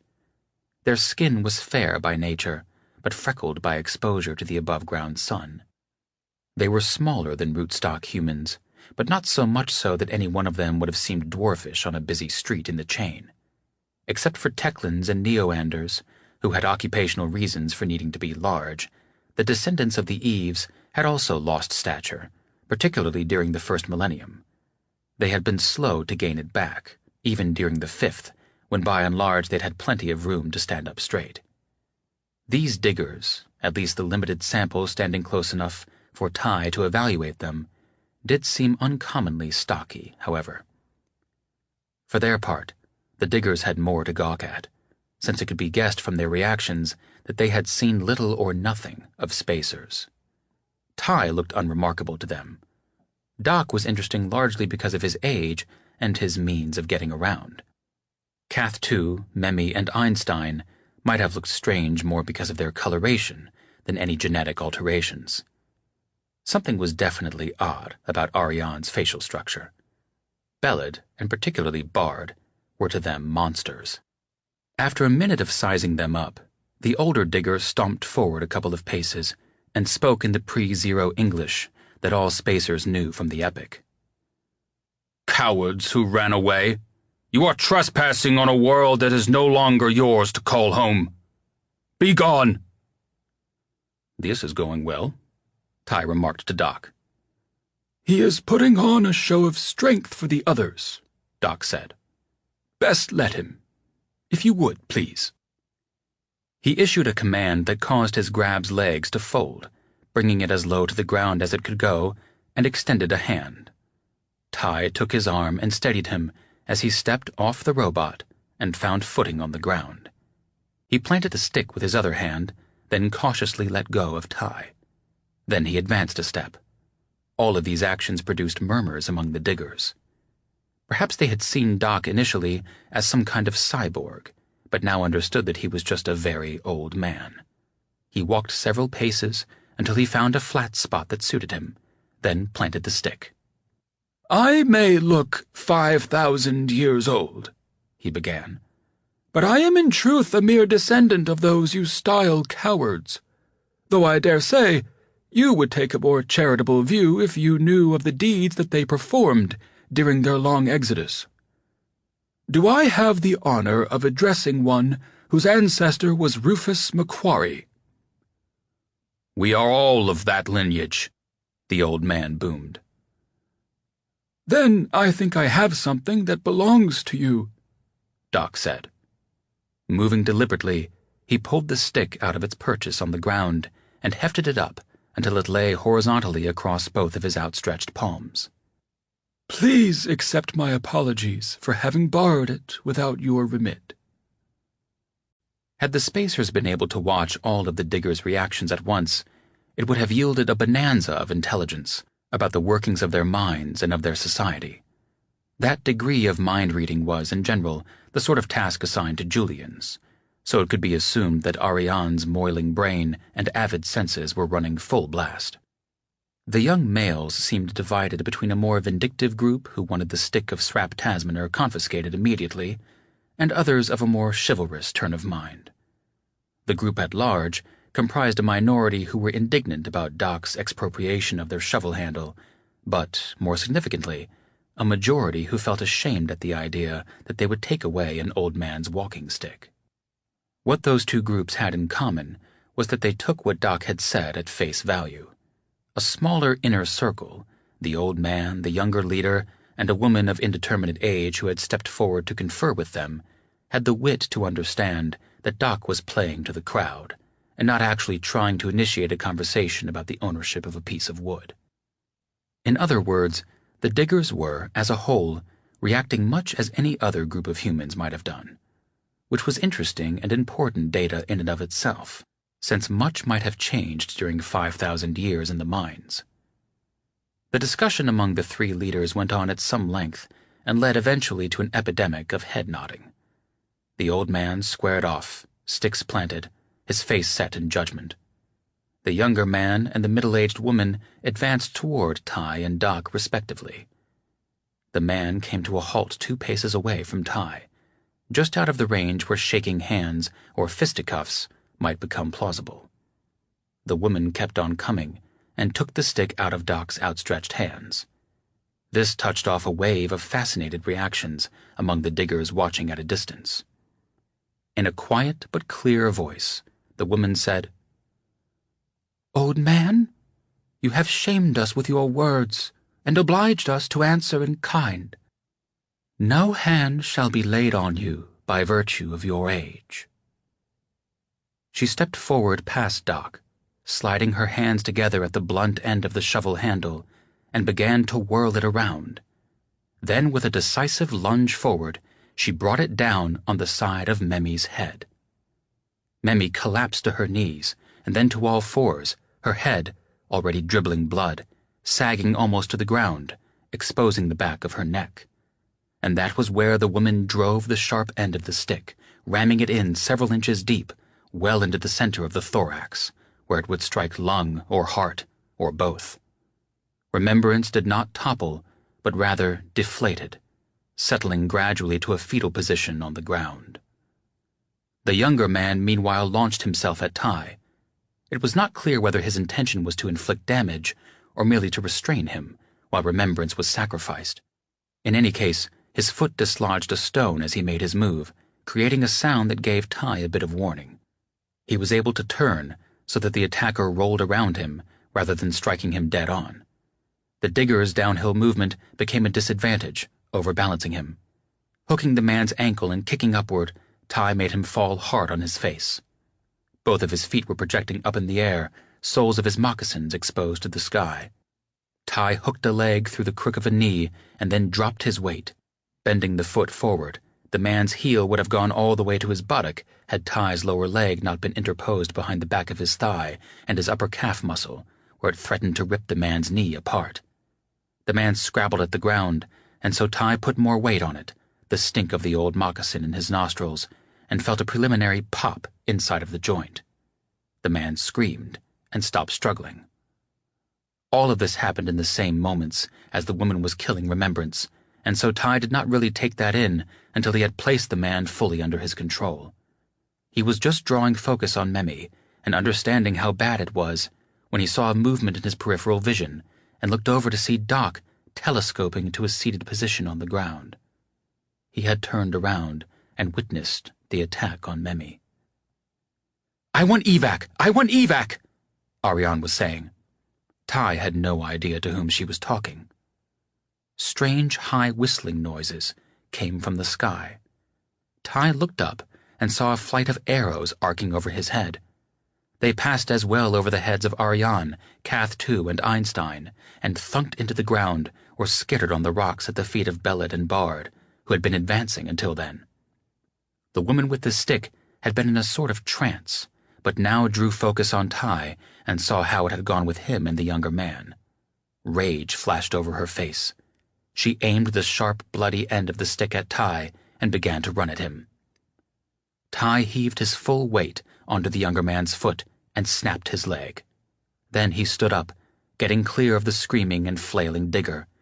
He had come up with a rock in his hand, which he flung at the woman's face. His aim was off, but it still forced her to falter and dodge, and gave him time to snatch up 2 more and advance 1 pace. 2 more rocks, one of which struck home on her collarbone, and 2 more paces. On her back heel, she aimed a thrust at him, but she telegraphed it, and he parried it easily with his left forearm, snaking the full length of his arm around the shaft so that its bloody tip was trapped against his body. He reached out with his free hand, poked her in the eye with his thumb, grabbed her ear, and wrenched her away from the stick like a discarded wrapper. The older man was coming at him with his sticks a-flailing in both hands, and more formidably, several of the younger warrior types were running with lances leveled. Ty walked straight at the old man, knocking his sticks away with controlled strokes of the shovel handle, spun him around so that the man's back was against his chest, brought the handle up across the man's throat, and locked it in place, crooked his elbow, his hand pressing against the back of the man's bald head. He then began dragging the man backward and downhill toward the remainder of the 7. For this human shield might work to protect Ty's front, but the boys with the lances were already moving to circle around behind him, and he had to hope that the others would protect his rear. One of the equipment boxes up by the glider now seemed to explode. But it was a strange sort of explosion with no flame and little sound. Rather, the crate seemed to dissociate into a dense, gritty cloud, which became translucent as it spread. A moment later, the same thing occurred with a second crate nearby. Both crates ended up lying on their sides, empty. The diggers in the vicinity of the glider were all exclaiming in surprise, or just plain screaming. The nature of what was happening was not clear, even to Ty. It was enough to put the Lancers into a more cautious frame of mind, as it gave rise to fears that they were being attacked from behind. Their advance faltered, and they looked to see what was the matter. A thin gray layer was skimming over the ground, headed downhill toward them. It looked a little like a spent wave as it washes and foams over a flat beach just before settling into the sand, parting around rocks and recombining in their lee. More like an avalanche, though, in that it gathered speed as it came on. As it rushed past Ty and the old man, parting around their feet, he was able to focus and resolve it as a swarm of ambots of 2 different types, 1 type from each of the crates that had emptied themselves. They were all mixed together. Once they chittered past Einstein, Ariane, and Cath 2, they spread out across the flat open slope, separating them from Bellad and Bard. Those 2 were split out to the sides, just beyond arrow range. The swarm then forked as all the ambots of 1 type converged on Bellad, and all those of the other type made for Bard. The former group, the blue pattern ambots, were smaller, leggier, and quicker on broken ground. That swarm gathered itself together into a clicking, glittering, hissing fire hose stream and leaped from the ground at Bellad. Rather than striking him, though, it washed around him. In the interval of a few moments, he was clothed from head to toe in an armor made of overlapping scales, each scale being the beetle-like back of an ambot. They had swarmed over him and locked themselves together. A few strays clambered over the others' backs, seeking and plugging holes. Langobard's swarm was a little longer in reaching him. During the final 50 meters or so, it became ropey as it passed through a kind of phase transition. Where possible, ambots were copulating, jacking the couplers on their snouts into matching ones in the tails of those ahead of them, forming pairs, then strings of 3 and 4 that combined with others, so that by the time the swarm came close to its master, it had converged into 6 long, whippy ropes, and as many shorter segments.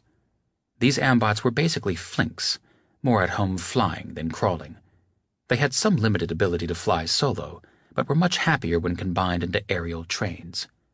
During their career down the slope, they'd picked up a decent amount of energy just by losing altitude, and so in the last few meters, they were able to rear up off the ground like cobras and leap into the air, shooting past Langobard, but banking into tight turns behind him, curving round, nose-seeking tail, until they had formed A-trains, closed loops, fully airborne, flying endless circles around his body, defeating gravity with the modest amount of lift provided by their stubby winglets.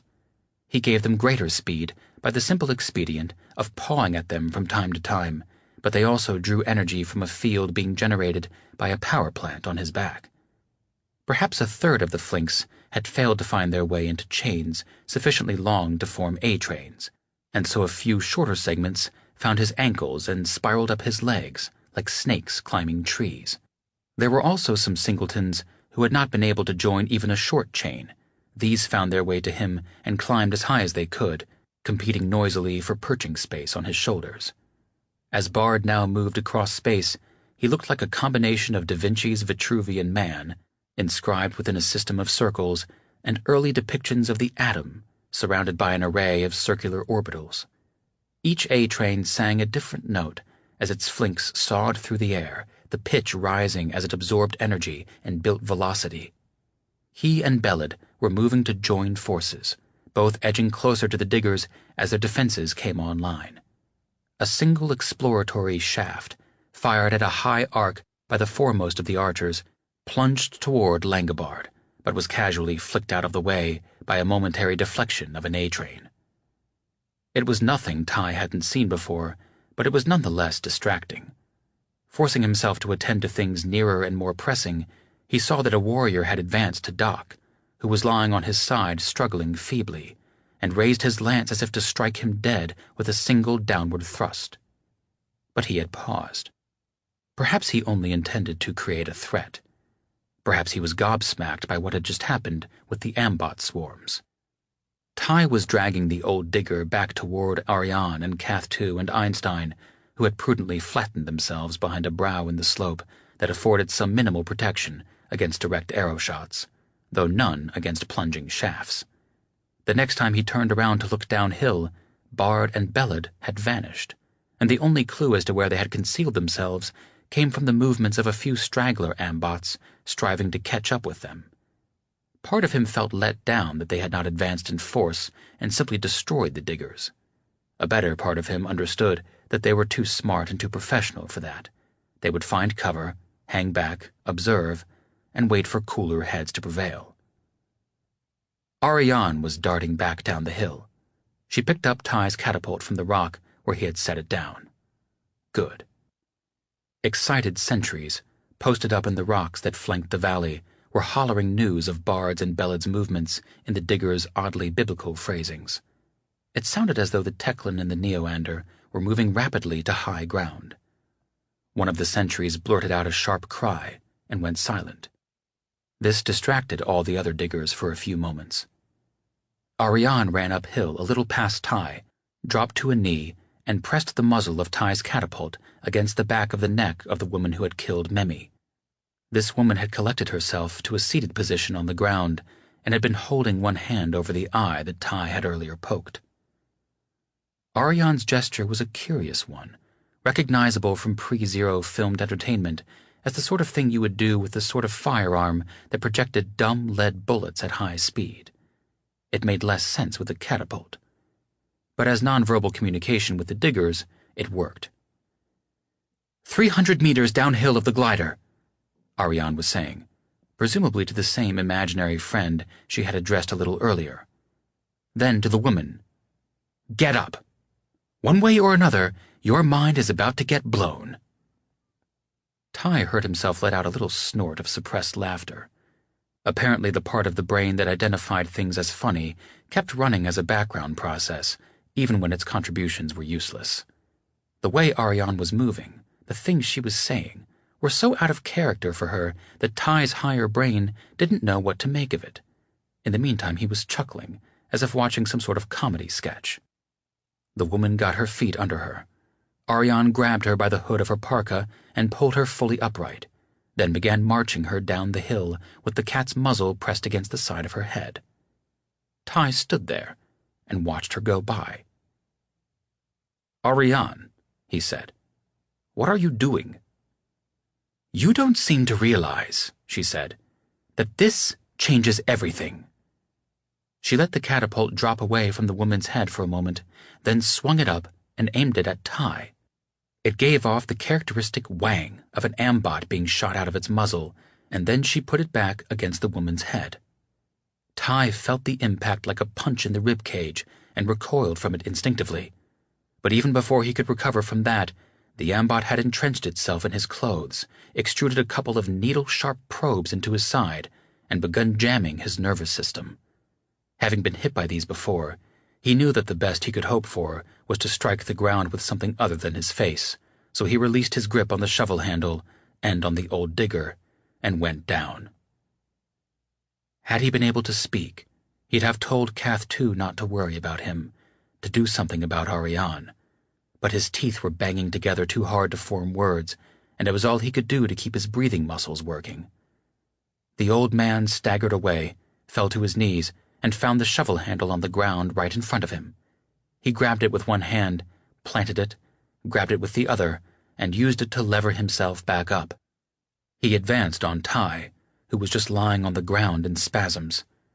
Ty was then aware of a dark shape above him, and looked up to see Cath too standing over him, facing the old man, raising an arm instinctively to defend herself. The shovel handle struck that arm with a thud and sent Cath too stumbling away, crying out in pain. The man then raised the pointed end of the stick above Ty. "Iniquitous mutant!" he cried. Then he added something that was drowned out by the whang of a catapult. Cath too, using her own sidearm, had shot him in the belly from point-blank range. The stick dropped from the man's hands and added to Ty's inventory of minor aches and pains as it came down point first on his chest. The man toppled next to Ty, going down hard and banging his head on a rock. Suddenly, Ty was in the clear, at least neurologically. Einstein, kneeling above him with a bone-handled knife, had pried the ambot off him and now used the knife's steel pommel to smash it to bits against a rock. Cath too was down on one knee, moving her damaged arm about in slow motion, her mouth frozen in the O of a suppressed scream. Ty's gaze was drawn to movement in the clouds above Cath too's head, a glowing rod levering down out of the sky. Visually, it was a near match for what had just happened with the shovel handle, except that in this case, the object was kilometers in length and incandescing, as if it had just been pulled from the bed of coals at the foundation of a bonfire. He understood now. He swiveled his head sideways so that he could look down the slope. In a clear patch a stone's throw away, about 300 meters downhill of the glider, the ground was glowing ruby red where it was being painted from above by lasers, 3 bright spots forming an equilateral triangle, and a grainy circle centered in that. The light washed briefly over Ariane's head and shoulders as she shoved her hostage into the middle of the circle. The glowing stick came straight down on top of them, enveloping them in its hollow end, and then sprang back up into the sky, leaving nothing save a trail of footprints that terminated in the center of a perfectly circular depression in the ground. Around that was a penumbra of vegetation that had been toasted by radiant heat. In the moments before the device was drawn back up through the cloud cover, they were both able to see the booth that had scooped up Ariane and her hostage, telescoping back up inside the red-hot tube in preparation for its departure from the atmosphere.